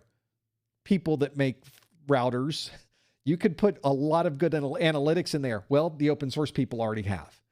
So you can not only get an idea of how well is this firewall operating, what did this firewall block? It would be great. I'd love to create a report over a single 24-hour period that showed the number of attacks on the internet that were blocked because I had a particular firewall in place. Would that not be a valuable report to hand over to a potential employer? Here's something I did last weekend. I created this report that showed me all of the different things that were attacking me. And notice I summarized this. I have a histogram that shows with the types of attacks and what came through. It was all created on my next-gen firewall that I downloaded from the internet, installed it in an afternoon, and was able to gather all of these reports. In many cases, the employers don't have reports to that level of detail. Not kidding. So that is something that you need a story to bring to the table. The practical experience part of this brings the story. And then the last element is the thing that we often don't think about. The last element is, someone who works there. Having an associate, an acquaintance, someone doesn't have to be somebody you've spent a lot of time with. It's someone you met at a Microsoft user group meeting. It's someone you met at a Palo Alto Networks user group meeting. You saw them at a local security trade show. Those are the people that you meet. You get on their LinkedIn. And then when you go in, you can say, I did meet Fred. He's in your IT department. He does security. He was telling me all about your new imaging project, and you're looking to roll that out, a cloud-based imaging, and you had security challenges with that, and I want to learn more about that and be part of it. So that sounded like a great thing to me. That's what you bring to the table. So those are the 4 elements. I go into a lot more detail in that video, but that kind of gives you a summary of those. If you're trying to get into the tech industry, that's the way to do it.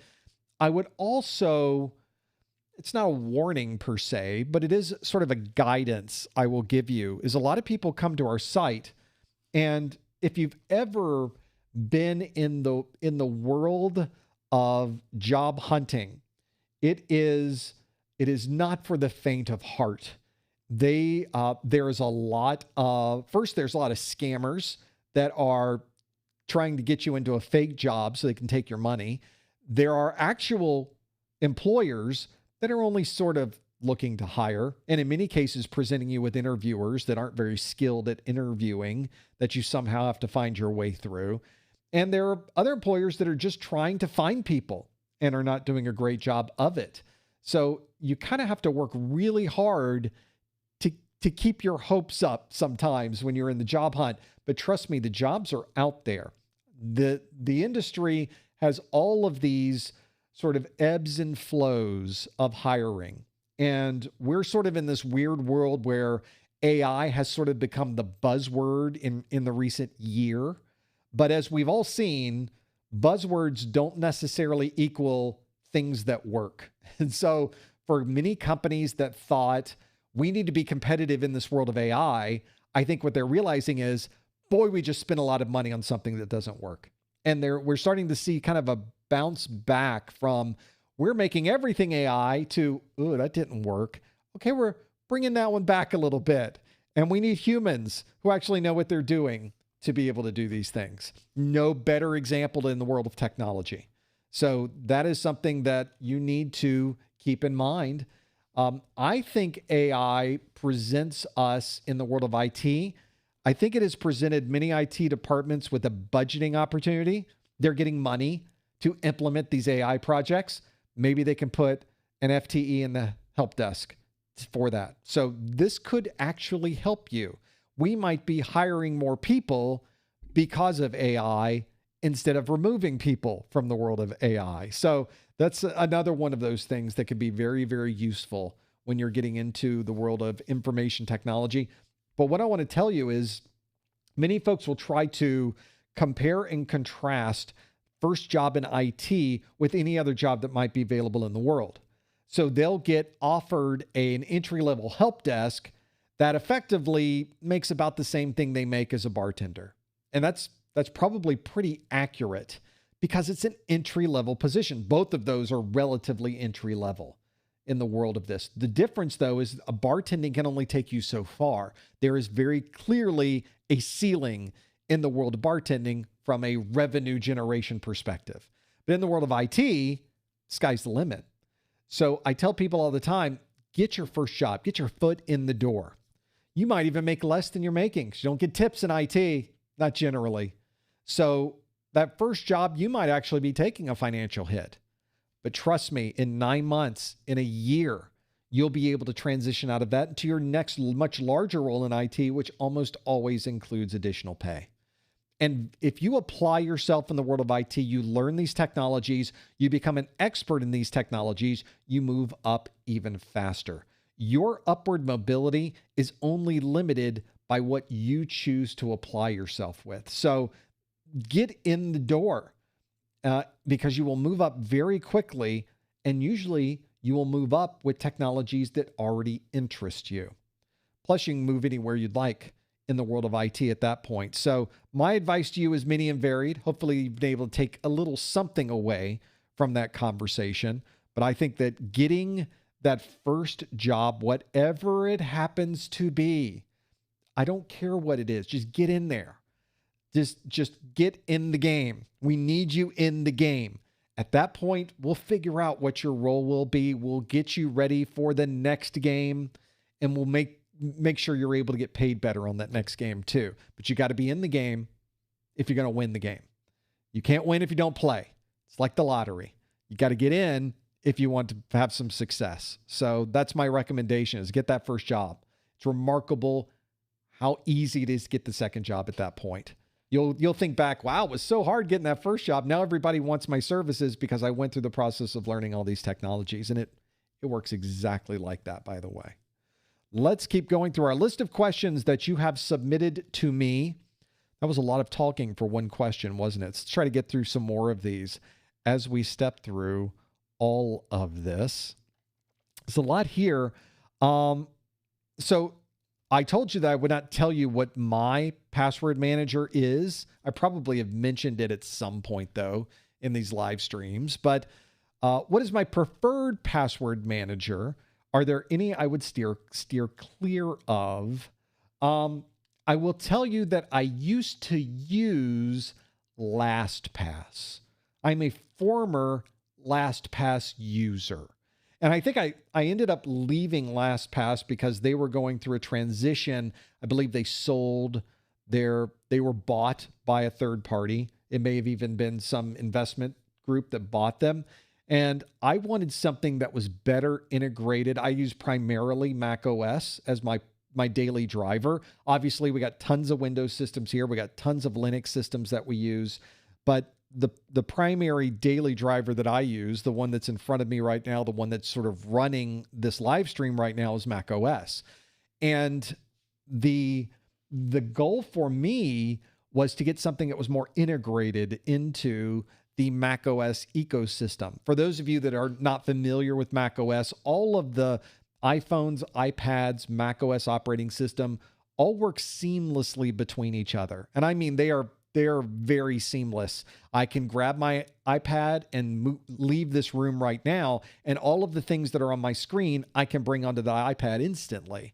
And when I get back to my studio and put my iPad down, everything now goes back to the screens that I was working on. So I can easily move back and forth with the things that I am doing using these integrations. And I wanted a password manager to do that. There are a lot of great password managers for many operating systems, and many of these password managers are multi-platform. So you may be able to find a password manager that runs just as well in Windows as it runs in Mac OS.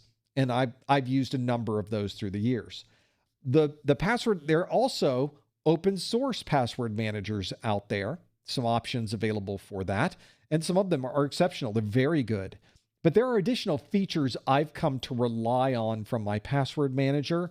One of those is being able to have all of my passwords obviously encrypted locally on my local system, and then that encrypted information is stored in the cloud so that I can go anywhere to any of my systems, my phone, my iPad, my Windows laptop, my Windows desktop, my Mac OS desktop, my Mac OS laptop. I can go to any of those, and when I reference my password vault, it is exactly the same between all of them because it's all synchronized to that cloud-based system.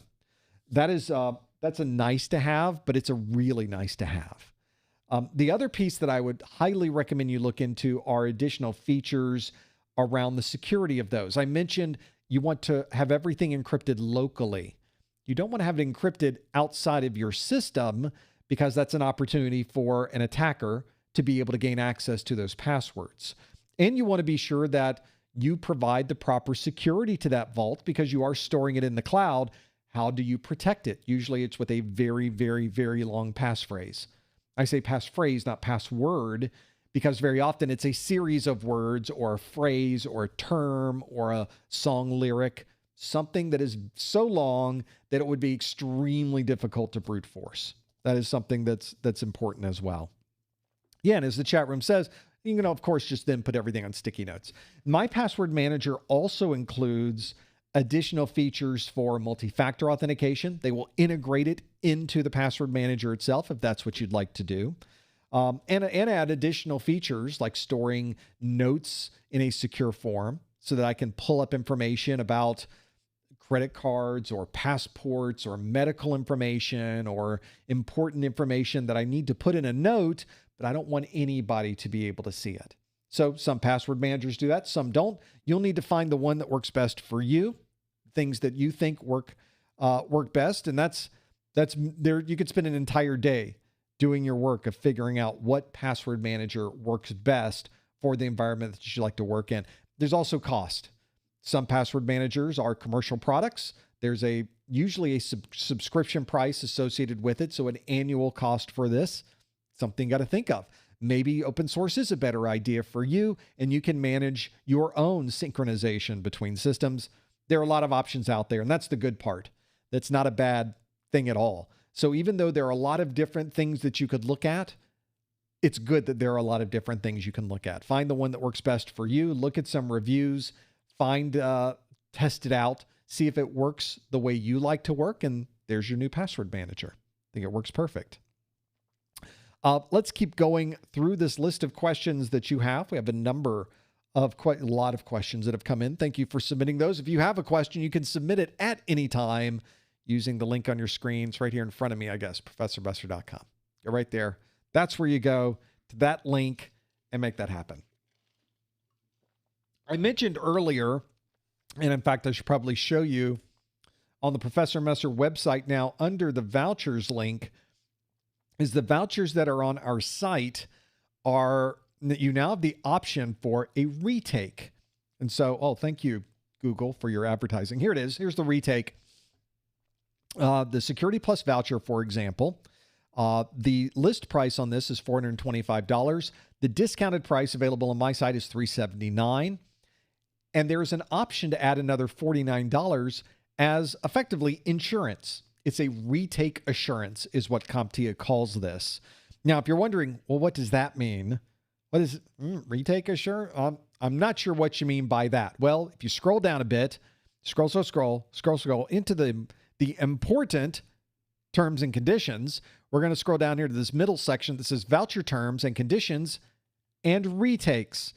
For voucher purchases that include a retake, if you fail the exam on your first attempt, use the same voucher to register and retake the exam. So you don't need a new voucher from me. You don't have to come back to me and say, I failed, I passed, or whatever. You just use the same voucher again, and you can take the exam again. No additional cost. You've already purchased the retake assurance when you originally purchased the voucher. And you have to purchase it at the very beginning. You can't add this on later. You can't fail your exam and then now pay $49 and get the retake. No, it doesn't work that way. You have to do the retake from the very beginning. The other terms and conditions, all vouchers, including retakes, expire 12 months from the date of purchase, unless otherwise noted. And just so you're aware, you have to take your exam by the expiration date, not schedule the exam by your expiration date. Just another one of those things to think about. And then lastly, the retake is only valid for the same exam version that you're failed. You cannot use the retake for a different version of the exam. Now, for Security Plus, that doesn't matter very much right now because there's only one version of the exam.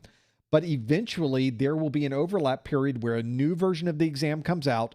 And there's usually about a 6-month period where both the old and the new are available at the same time so that people that were originally studying for the older version can hurry up, finish their studies, earn their certification, and they don't get the rug pulled out from underneath them. So that's another important thing to consider. Also for A+, if you get a voucher for A+, many of you know that you have to pass 2 exams for A+. You're thinking, I'll just buy one retake voucher. I'll take the first exam and pass it, and then I'll use the retake for the second exam, effectively getting the second exam for $49. Well, as you can see, that doesn't work because the retake is only valid for the same version that you failed. You cannot use the retake for a different version of the exam. Rats, foiled again. CompTIA, you did not allow me to sneak through and get something for free. They did not. Still not a bad deal, though. For $49, you're effectively buying insurance. And the question that we got regarding this insurance, did we publish it? We did not publish this. It was Ray that said, if you purchase your voucher and the retake option, what happens to that option if you pass the exam on the first attempt? And this brings up the flaw to this entire scenario.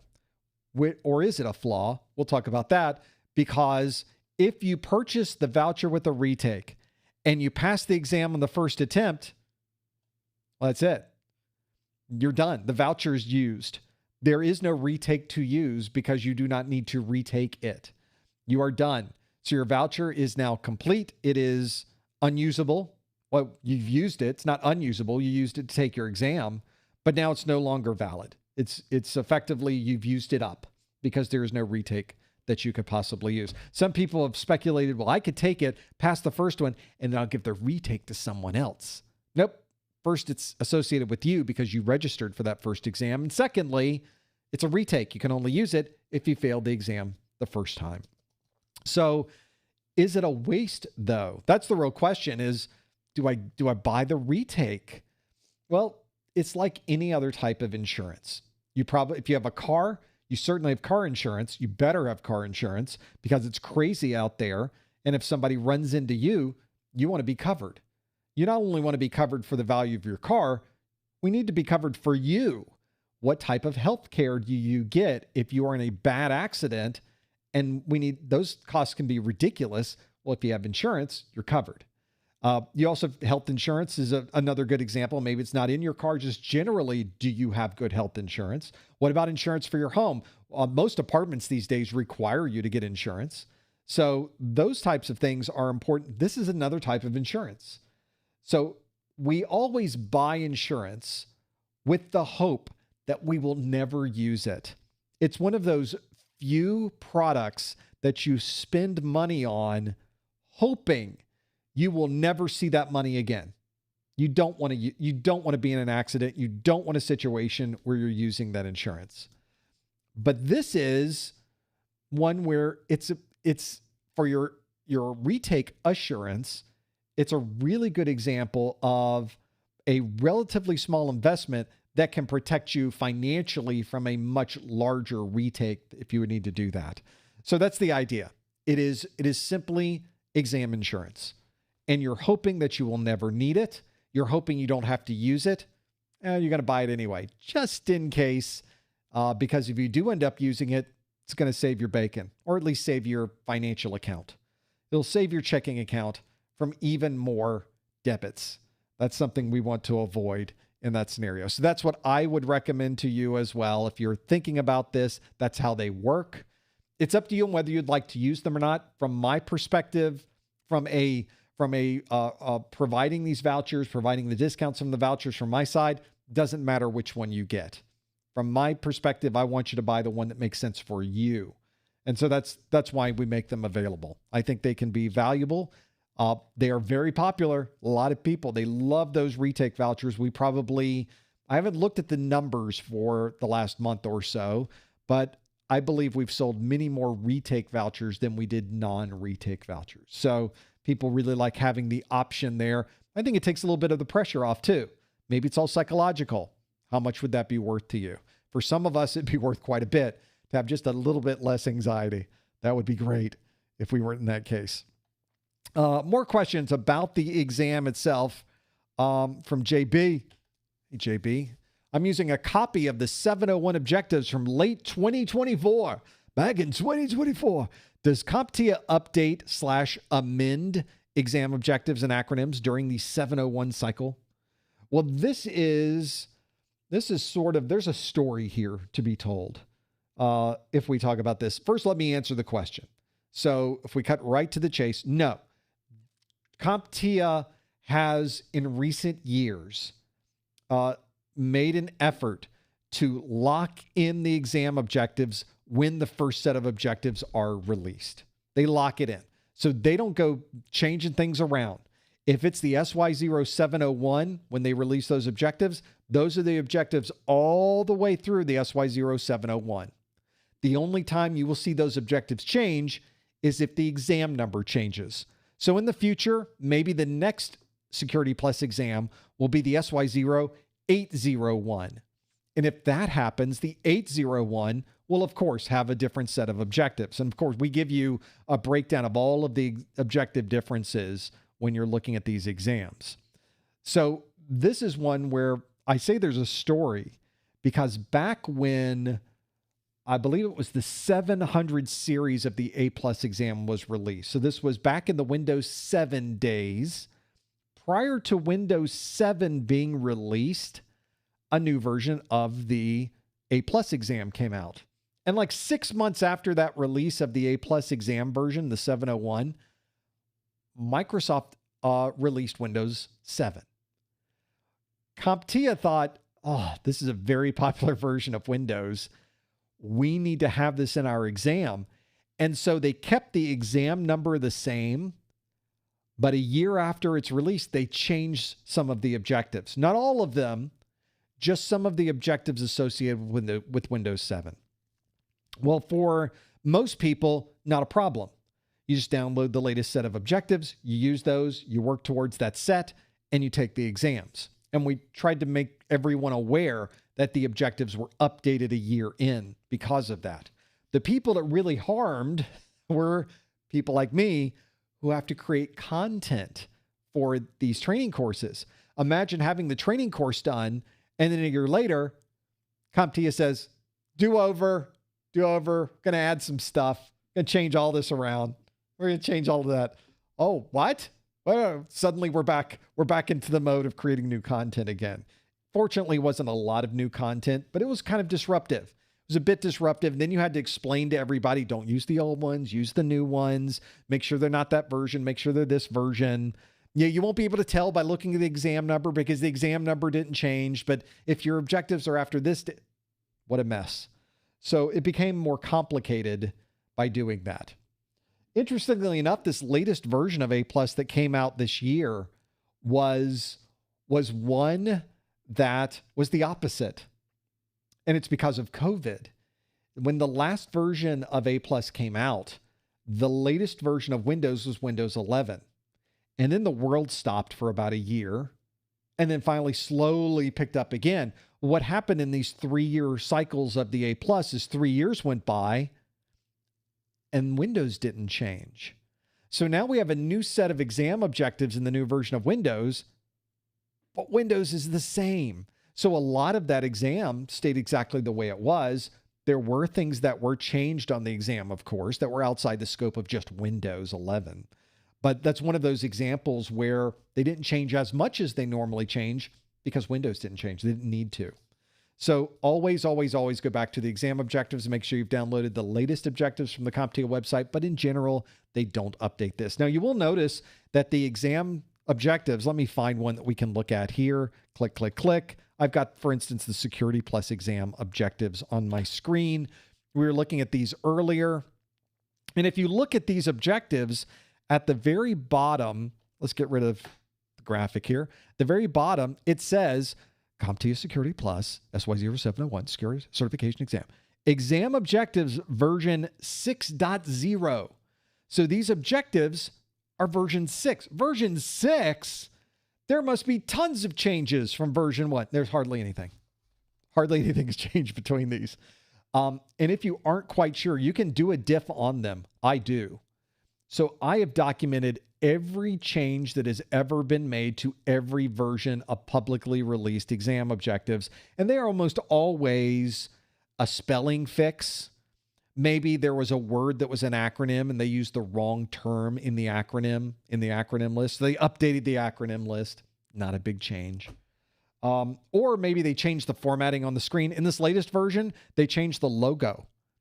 They really didn't change anything else in the document. It's exactly the same content. They just changed the logos on this. They named it 6.0. If you were to look at the versions of this, in fact, let me bring up these just so you can understand where I'm coming from here. I believe I have, let's click, click, click, One moment, please. Thank you for your...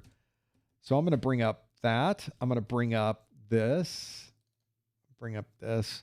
So I want to show you, we have, just as an example here, I got a lot going on here, apparently. We will figure this out in a moment, everybody. Thank you for your patience. Here we go. Another thing on the screen. So if we have, click, click, click, we'll show you. So in my documents, I have a version 2. I think this was a version of the exam objectives that came out prior to the exam release. So this was my draft they sent me. It's almost identical to this piece. Version 3, there it is, also a draft, although the word draft looks different in this one. And there are slight differences between these. But since this was a pre-release, I didn't have to worry too much about this. And then it was released, version 4 to version 5. This is a version 5 document. This is the one I used to create the course. So there's some annotation in here and things that were used.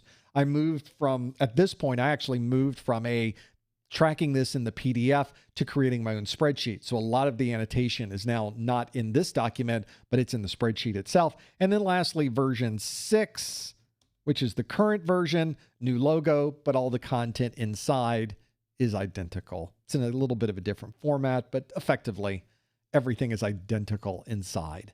So that is sort of how things change through the years with those differences. I keep track of all of those changes. What I tend to do, can we do this in here? I think we can. I'll show you what I do. So if you wanted to do this, you could do this as well with really any of your PDF stuff. I'm going to open one of these. That's the version 5. This is the version, it's not a good choice really. We'll do version 5 and version 6. Even though there's going to be quite a difference between these, it's not a good example, really. Let's do version 2 and version 3 because it's the same no matter what we do. And I'm going to open version 2 in Adobe Acrobat. And this is kind of the full-blown Acrobat that you would get from Adobe. This is the version that you would have.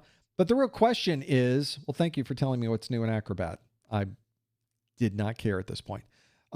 There's a lot of tools, a lot of functionality in Adobe Acrobat. This is the full-blown Acrobat, not just the reader, but everything else. So this is version 2. It's kind of hard to see, but that's what it says right there, version 2.0. Now, what is the difference between this version and version 3?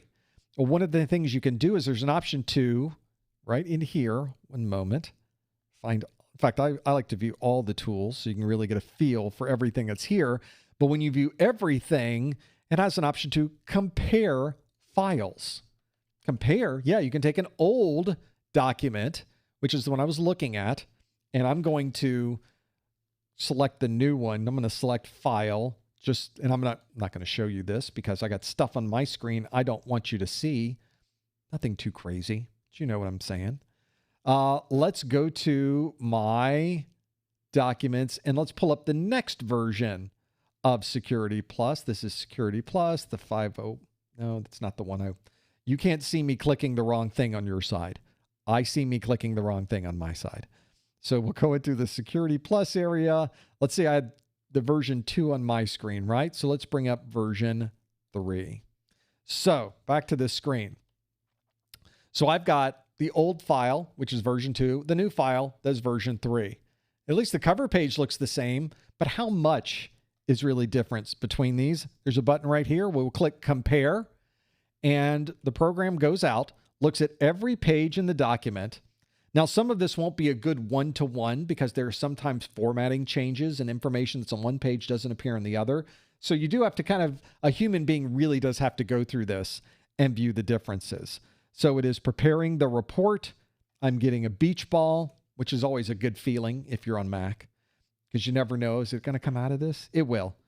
And Adobe Acrobat's really good at beach balling. Does it all the time. That sharing of data, but it's churning through quite a lot of data that is comparing, it's contrasting. It's now creating its own PDF of the changes between the two. And it says there are 746 changes. There really isn't that many. but it allows you to go through each page and it highlights for you the things that are different. Now, obviously, between all of these, it's going to tell you that the word draft is different on each one of these pages. That's the level of detail. But what it really is able to do for you is highlight times where things have been changed on the page itself. Are there new words that are showing up on the page? Are they written a different way? And it highlights them. Or perhaps more importantly for me, it shows me the things that absolutely did not change between these. That's where I spend a lot of my time. So obviously the word draft was the same between both of these. If I wanted to do this for real, I would probably have removed that prior to performing the change. But this is a great way to go through and really understand what's happening. Although there have been times, especially when there are big changes to these certifications, I'll just simply put them side by side and I'll go bullet by bullet on the screen and just visually compare. It doesn't take very long to do that. You could step through the entire thing in about 15 minutes where you're really going through, because everything is basically identical when they do this. As I mentioned, they rarely go back and do any drastic changes to these versions once they are released. The good part is, if you downloaded a version of the exam objectives when this Security Plus version was released 2 years ago, a year and a half ago, then you're fine. Even though they have made minor incremental changes all the way, none of those changes were significant at all. They were spelling fixes and minor things. So don't worry so much that you have the wrong version. If you're not sure, go out and download the latest version. What you'll probably find is, this looks just like what I got, because it is. They do not tend to change those things, fortunately. I hope they continue with that style, with that form that they do of not changing those. But if they do, they make a change, I will see it immediately and I will let you know. So you will know exactly what's going on. Okay. There were a number of questions. I'm not going to bring up all of these on the list, but there were a number of questions about, I did not see this topic covered in your videos. I did not see this information listed in your course notes. Do I need to know it? Because I went to some other book, or I went to some other video, or I went to some other course, and they talked all about this one thing. Why didn't you talk about it? Well, I didn't talk about it because it's not in the exam objectives. The real question we should be asking when you see something like that is, why are these other courses bothering to go through topics that will never appear on your exam? I don't know why they do this. I have no idea. Even the most recent A+ exams that have come out, I look at some of the new releases from other third parties that are covering things that were clearly removed from the exam objectives. There were quite a number of significant changes on the A+ that a lot of these other courses just ignored. And I don't know why. Of course, if you bring it up to them, they will say, well, it's important that you have an understanding, a broad understanding of many topics. And well, yeah, it is, but not for your certification exam. I don't know if you realize this, but we're taking a cert exam. There are a limited number of hours in the day. Maybe we should study what we're going to be tested on. Just an idea, just a thought. That's a level of quality assurance. That's a focus on the exam objectives that I think is pretty important, that for some reason third parties don't feel that it is. And they tend to stand behind that weird perspective of, yeah, we're going to teach you things that CompTIA doesn't want you to know because it's important for this certification, maybe, kind of. We just didn't want to take it out. We made this stuff 6 years ago, and we spent a lot of time on that, so we're going to tell it to you again. I think that's their reasoning. They don't want to throw it out. I just throw it out. If you don't need to know it, why would you spend time learning it? After you get your certification, feel free to go back and learn those things. I think it's, of course, you will be learning things your entire career in IT.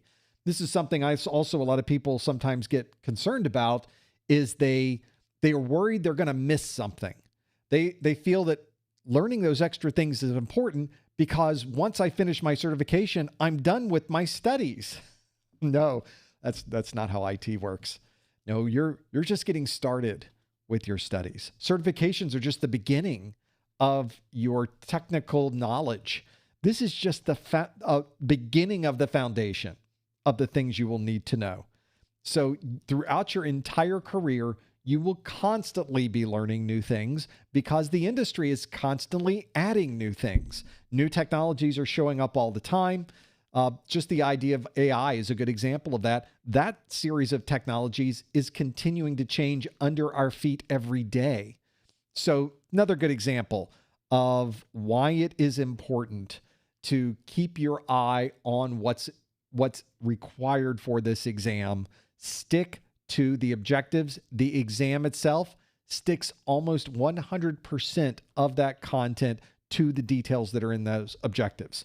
If it's on the objectives, you need to know it. If it's not on the objectives, do not bother. You got plenty to learn as it is. I'm not sure why you'd want to put more on top of that. That is not a good way to study. So stick to the objectives and you're okay. That way you don't have to listen to me. You don't have to listen to any third party. Go to the objectives. CompTIA gave you these objectives so you would know exactly what was on this exam, and they stick to it 100%. Let's keep going through this list. This is a good question. I was thinking about this question earlier in the week, in fact. So I was looking around at some of the most recent security alerts and the stories that were out. And Paul asks, how do you keep up with cybersecurity news and hear about new breaches ASAP? You know, one of my best sources for new breaches is probably SANS. SANS does an amazing job with their mailing lists. Mailing lists. Their mailing lists are great. They have a lot of different mailings that they send out throughout the week, and they focus a lot on sort of the broader enterprise security concerns. But of course, those very often blend into non-corporate concerns as well, non-enterprise networks. But I always get there. I think they send something out on a Wednesday. In fact, I should probably just bring them up so I can give you a feel for what that looks like. Why don't I go to my inbox? Why don't we all go through my inbox, everybody? We're not going to do that. But I am going to figure out the name of this so I can bring it up, and maybe they have links. The two that I tend to read a lot all the way through is something called SANS. SANS is an organization that focuses on security and especially security training. They have a number of things that they do, including their own set of certifications. They have something called News Bites that comes out throughout the week. And the one that I really enjoy is one called the Consensus Security Vulnerability Alert that gives you a breakdown of all of these different alerts that have occurred throughout the week. So I'm always up to date with what the big problems are. And sometimes they find correlations between these. They suddenly see that a lot of community hospitals are getting hit with a very particular kind of attack. Well, when would you have ever been able to piece all that together? So SANS does a great job at disseminating that information. Another good one, Krebs on security is another great one. He doesn't publish a lot, but the things that he publishes are remarkable in their detail. He is a true security journalist. Brian Krebs, Krebs, Krebs on security is his blog. Remarkable stuff there. There's a lot of things you can discern from Twitter or X feeds. There's a lot of good stuff out there for that, especially if you're following what the attackers are posting. They're the ones that posted first, hey, we just got our hands on millions of usernames and passwords from PayPal. We're going to publish them in the next day or two. And people were thinking, is that real? And we were all speculating when that was announced on X. And we were thinking, are they posturing? Is that real? Is that fake?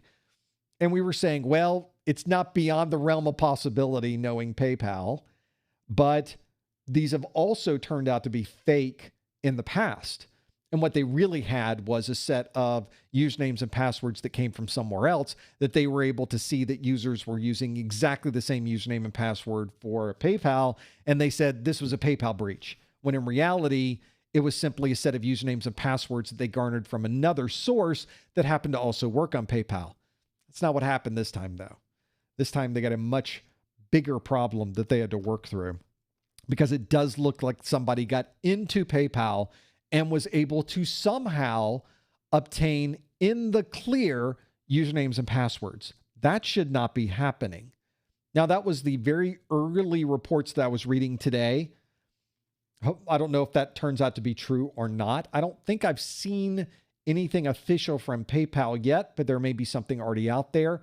I've been preparing for this today, so I don't know. Something I will read up on when we're done today. I'm constantly reading up on the latest that are coming through. There are a number of companies that I worked directly with or tried to work directly with in my career that ultimately were a victim of a breach of credit card numbers. One was a retailer. I went in to see a retailer. I was representing a next generation firewall, and I went in to see a very large retailer. You would know the retailer. Even if you weren't in the United States, you'd know this retailer. And we said to them, we have this technology. It does this thing. It's very different than anything you've ever done. You might want to bring it in on an eval or do something. And they dismissed us completely, saying, we don't need that technology. Our networks are super secure.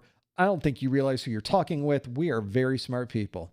I'm like, okay, that was kind of a bust of a meeting. But we left, went about our way. Weeks later, huge breach from that particular retailer. Millions of credit card numbers out the door. They were completely blown over. And in fact, I think a lot of the people that I met in that meeting would probably not be there were I to go into another meeting with that company. Their hubris really hurt them very, very badly. We came out of that meeting like, wow, those guys were, it was not Target. Those guys were super up on themselves. They were all shiny and nice about what they knew. And boy, weren't they smart. We don't often see that with people in security. That was a very unusual meeting. Most of the time when you're meeting with security professionals, they want to know what the newest stuff is. They want to see how it would work for them. And we have great conversations about sort of the philosophy of security and the things will work along those lines. But it was one of those scenarios where you walk out of there like, wow, those guys they're in for a surprise because they think that bad things are not going to happen to them. They have an enormous network. They have thousands of locations. They're going to get breached somehow, but they're definitely not ready for it. And they weren't, and it happened, and it's one of those things. It's you can almost see it happening. It was like a train wreck, and you can't tell them. You can't be in the meeting and say, you guys have a very distorted view of security and how you think you are positioned, because nobody is positioned as well as you think you are, as well as you think you are. Nobody. And it turns out that was actually the case. They still didn't buy anything. They still did not become our customer. I think we kind of were the lead in, and then they got slapped, and then they didn't want to bring us back in because it was kind of embarrassing. So I think they just kept their existing provider, which is fine. And now I think their network is probably better than it's ever been, probably because of that. You get rid of the folks that think they know what they were doing, and out the door they go. Don't be that person. In this industry, you have to be humble. You have to constantly be thinking. You have to constantly be learning. And if somebody else is doing something, you really need to figure out, are we doing it better or worse? Are we doing the right things? Security is it's a game, not a game, but it's a game of inches. You have all of these little things you need to do to finally make a yard of security. It's never any one thing, and anything can go wrong at any time. It really is not a case where you have to worry about if you will be breached. You have to worry about what you do when you are breached.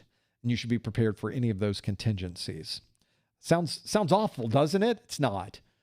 You just have to be prepared. Be ready for whatever happens. And the process of getting ready will naturally make your network more secure. And the process of getting ready will naturally prepare you for what you need to do when that particular instance happens. And that's something a lot of us could do more of in our industry for sure. Let's keep going through this list. How are we doing on time? We're way over. We go through one more question. I think I got more on this list because I've just been doing a lot of talking today. I'm a little lippy. We need to work on that some. We have a number of things. There's some of these things are a little self-serving, so I'm going to skip over these. As difficult as I am to skip over something self-serving, it just sounds great. Let's do one other one of these. Somebody did mention or ask about previous exam versions. If you bought 601 study materials, you obviously can't study from 601 study materials. They're very different than the 701. But I do have an upgrade program. If you have an older version of my study materials and you want to upgrade them to the latest version, there is a discounted upgrade available from your member login. You'll see an upgrade link there. If there's not an upgrade link or you want a different kind of upgrade than what's already there, just open up a help desk ticket from your member login. It goes right to me, and then I can figure out very quickly. We can put something together that makes sense for an upgrade. Very easy to do, because I really feel like if you've made an investment, it's painful to have to remake the same investment. If I could take a little bit of the pain out of that, that would be nice. So we took a little bit of a discount out of that piece of it. Okay. There was, and the reason I mentioned changes, if somebody wants that list of changes, we can work through that. I can show you what those differences are. There are significant changes between the 601 and 701 exams. Do not study from 601 materials. Setting yourself up for disaster. Always study from the latest version of study materials, or the version of study materials that matches the exam version that you plan to take more accurately. Let's keep going through this list. There's so many great questions here. I'm trying to pick the last one that we want to go through. Here's a good one. Great question. I don't even have an answer for it yet. It's from Paul again. Paul says, that's not the one we want. It's not from Paul again. This one is a different one from Mick. Hey, Mick. What's the biggest mistake students make when studying for Security Plus? Wow. Okay, off the top of my head, because I've not prepared these things, because why would I want to do that? The question, the biggest mistake students make when studying for Security Plus, the first one I've already just mentioned, is not having the right version of the exam objectives. And you may be even thinking to yourself, well, why is that even important? Why do we need a set of objectives and have everything match? There are so few changes between these exams. Why would you waste your time going through and trying to figure out what those changes might be? Doesn't that seem like it would be a relatively pointless process to go through all of that? Well, one of the things that I think a lot of people miss is that changes that occur in these exams can sometimes be very different, very dramatic. And just to give you an example, this is a Venn diagram. Obviously, we all need Venn diagrams in our life, where I have compared the number and type of objectives between the SY0-601 and the SY0-701. These two, normally an exam update from CompTIA, it's a 20 to 30% delta as far as the objectives, a difference between these exams. The 701 exam was a very big rewrite for Security Plus. They clean slated this, and this is the visual description of that. First, the size of these circles is representing the number of objectives in that list, in those bulleted lists of exam objectives. The 601 exam, 1,034 objectives. Big exam. The 701, visually, you can see it is a smaller number of objectives, 662, 36 fewer objectives, a third smaller than the 601. So already, if you're studying from the 601 exam, you're studying a huge number of objectives that's never going to show up on your exam. The other part is the overlap here. Everything in the yellow circle is the 601 objectives. Everything in the blue circle is the 701 objectives, and there are objectives that are shared between them. But look how few are shared between these exams. This means that if you study from 601 study materials and you only study from 601 study materials, you're only getting half of what you need to pass the 701 exam, less than half, technically 49%. And you're studying a whole bunch of information. 70% of what you're studying Waste of time. Waste of time. So that's why I tell you, study from materials made for the blue circle. They will cover everything you need, and they will tell you exactly what you need to pass this exam. So my first thing that I find that people sometimes make a mistake in their studies is studying the wrong things. Stick to the objectives. The other big thing that I see people do is not really understand the objectives even exist. So often I will have people come to our Discord and they'll say, well, I took my Security Plus today. I did not do very well, and I failed the exam. They asked me questions I was not ready for. I got a question about SD-WAN. I got a question about next generation firewalls. Thinking this is all in the exam objectives. And so, of course, we have a conversation. Well, do you recall seeing the section in the exam objectives about SD-WAN? Do you recall seeing the section in the exam objectives about next generation firewalls, about encryption, about wireless, about whatever it happened to be? And their answer, surprisingly sometimes, is, what are you talking about? What exam objectives? Well, we've already seen today how important these are. And some people have even told me, well, I heard you talk about them, but I thought they were just a very high-level overview of what we needed to know. Because that's what most certification organizations will do. That's what Microsoft does. That's what Cisco does. That's what VMware does. That's what Red Hat does. That's what all of these companies do, is they give you a high-level, one-page, one-sentence overview of what you might get in some of these documents. But as we've already seen, the exam objectives that's CompTIA gives you, very different. A bullet by bullet by bullet breakdown of everything you need to know. And it's comprehensive. They leave nothing out of this list.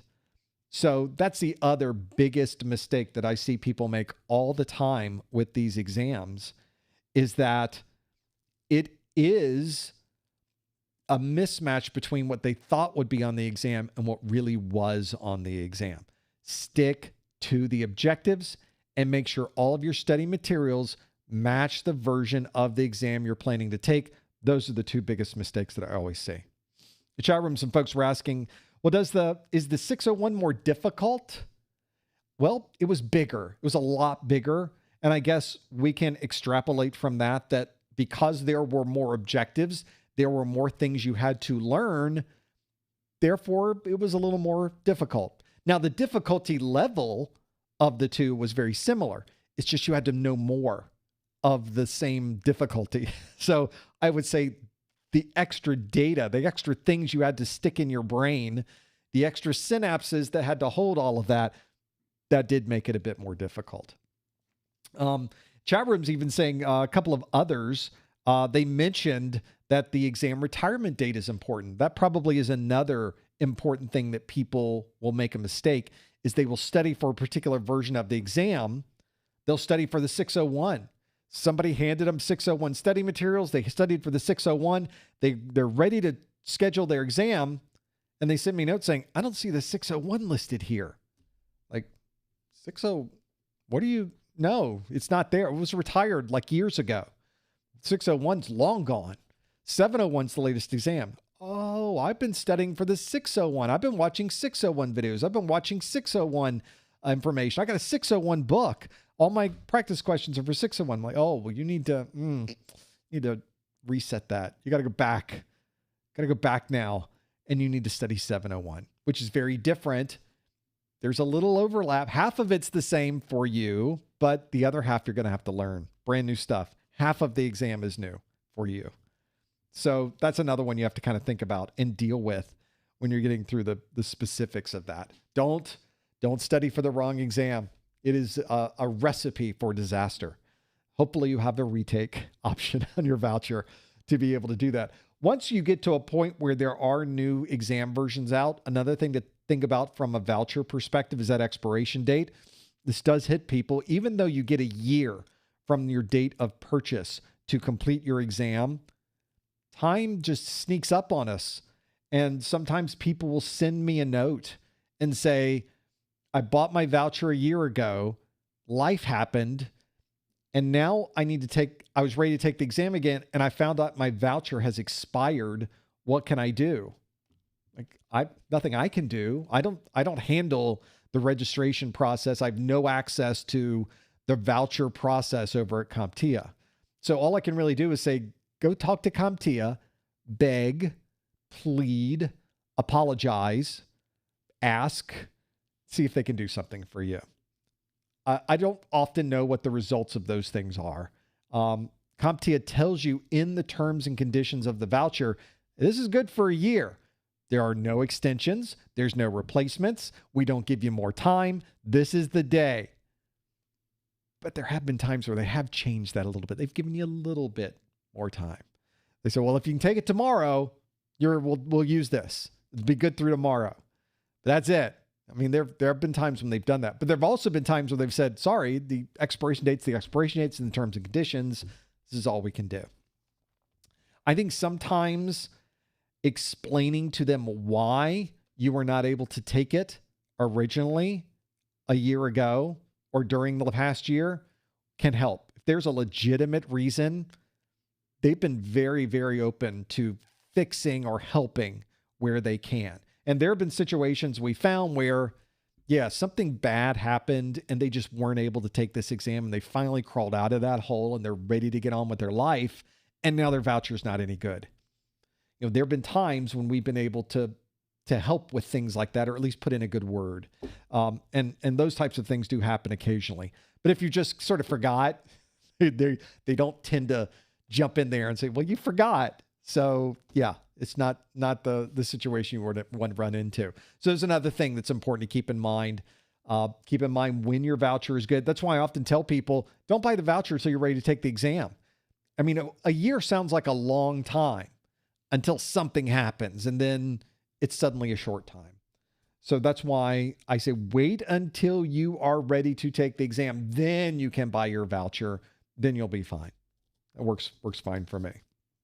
For taking the exam, one other question people have mentioned is, I'm in the USA, what identification do I need to have for the exam? There's an official ID policy on the CompTIA website. If you go to CompTIA exam identification policy, this is what I am Googling. And you scroll down past the AI, because that's wrong. There is a section specifically that says candidate ID policy. Click on that, and it will tell you everything you need to know about the policy for in-person, where you are going to a testing center. The policy is different if it's online.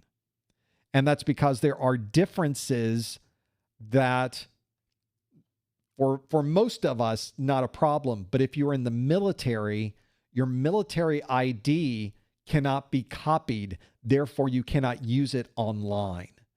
So that's another example of why you have to be very specific with whether you're taking the exam online or whether you're taking the exam in a testing center, because there will be differences. But the idea is basically you need something with a picture on it, and then you need something else which at least has your name on it and a signature. So you have maybe a driver's license or a state ID or a passport, and then you have a credit card. Then you have a debit card. Then you have a library card, as long as it has your signature on it. Those work fine too. And they even give some examples of this in different places in the world and what you can use. So have a look at the official candidate ID policy, and that will tell you everything you need to know for taking these exams. The exam process, relatively straightforward. You just need to be ready. You just need to have the right study materials. You need to make sure you got the exam objectives. You've gone through every exam objective. You checked off all of those. You can't help but pass this exam. You have done the right things with the right data. You've got your voucher in place. You've got the right version of the exam. Now all you have to do is go crush it. You've got everything. It's all on your side. You just need to learn this content, step through those exam objectives. Some people get through the exam objectives in a month. Some get through the exam objectives in 3 months. If you're like me, you get through it in 6 months. It takes you a long time. Doesn't matter how long it takes. The important part is to go through every bullet of the exam objectives, understand what those bullets are. If you can explain those bullets back to yourself or to someone else, even better. And once you do all of that, you're ready to take your exam. You'll just kill it. You will crush it. You will pass this exam because you followed all of the best practices for learning this content and preparing for this very, very detailed industry exam. Another one of those things to think about. Well, hopefully that's giving you something to think about. It certainly has for me. I want to thank you for joining us in this last study group of the month. Of course, we have more study groups next month. Join us in a couple weeks for our A+.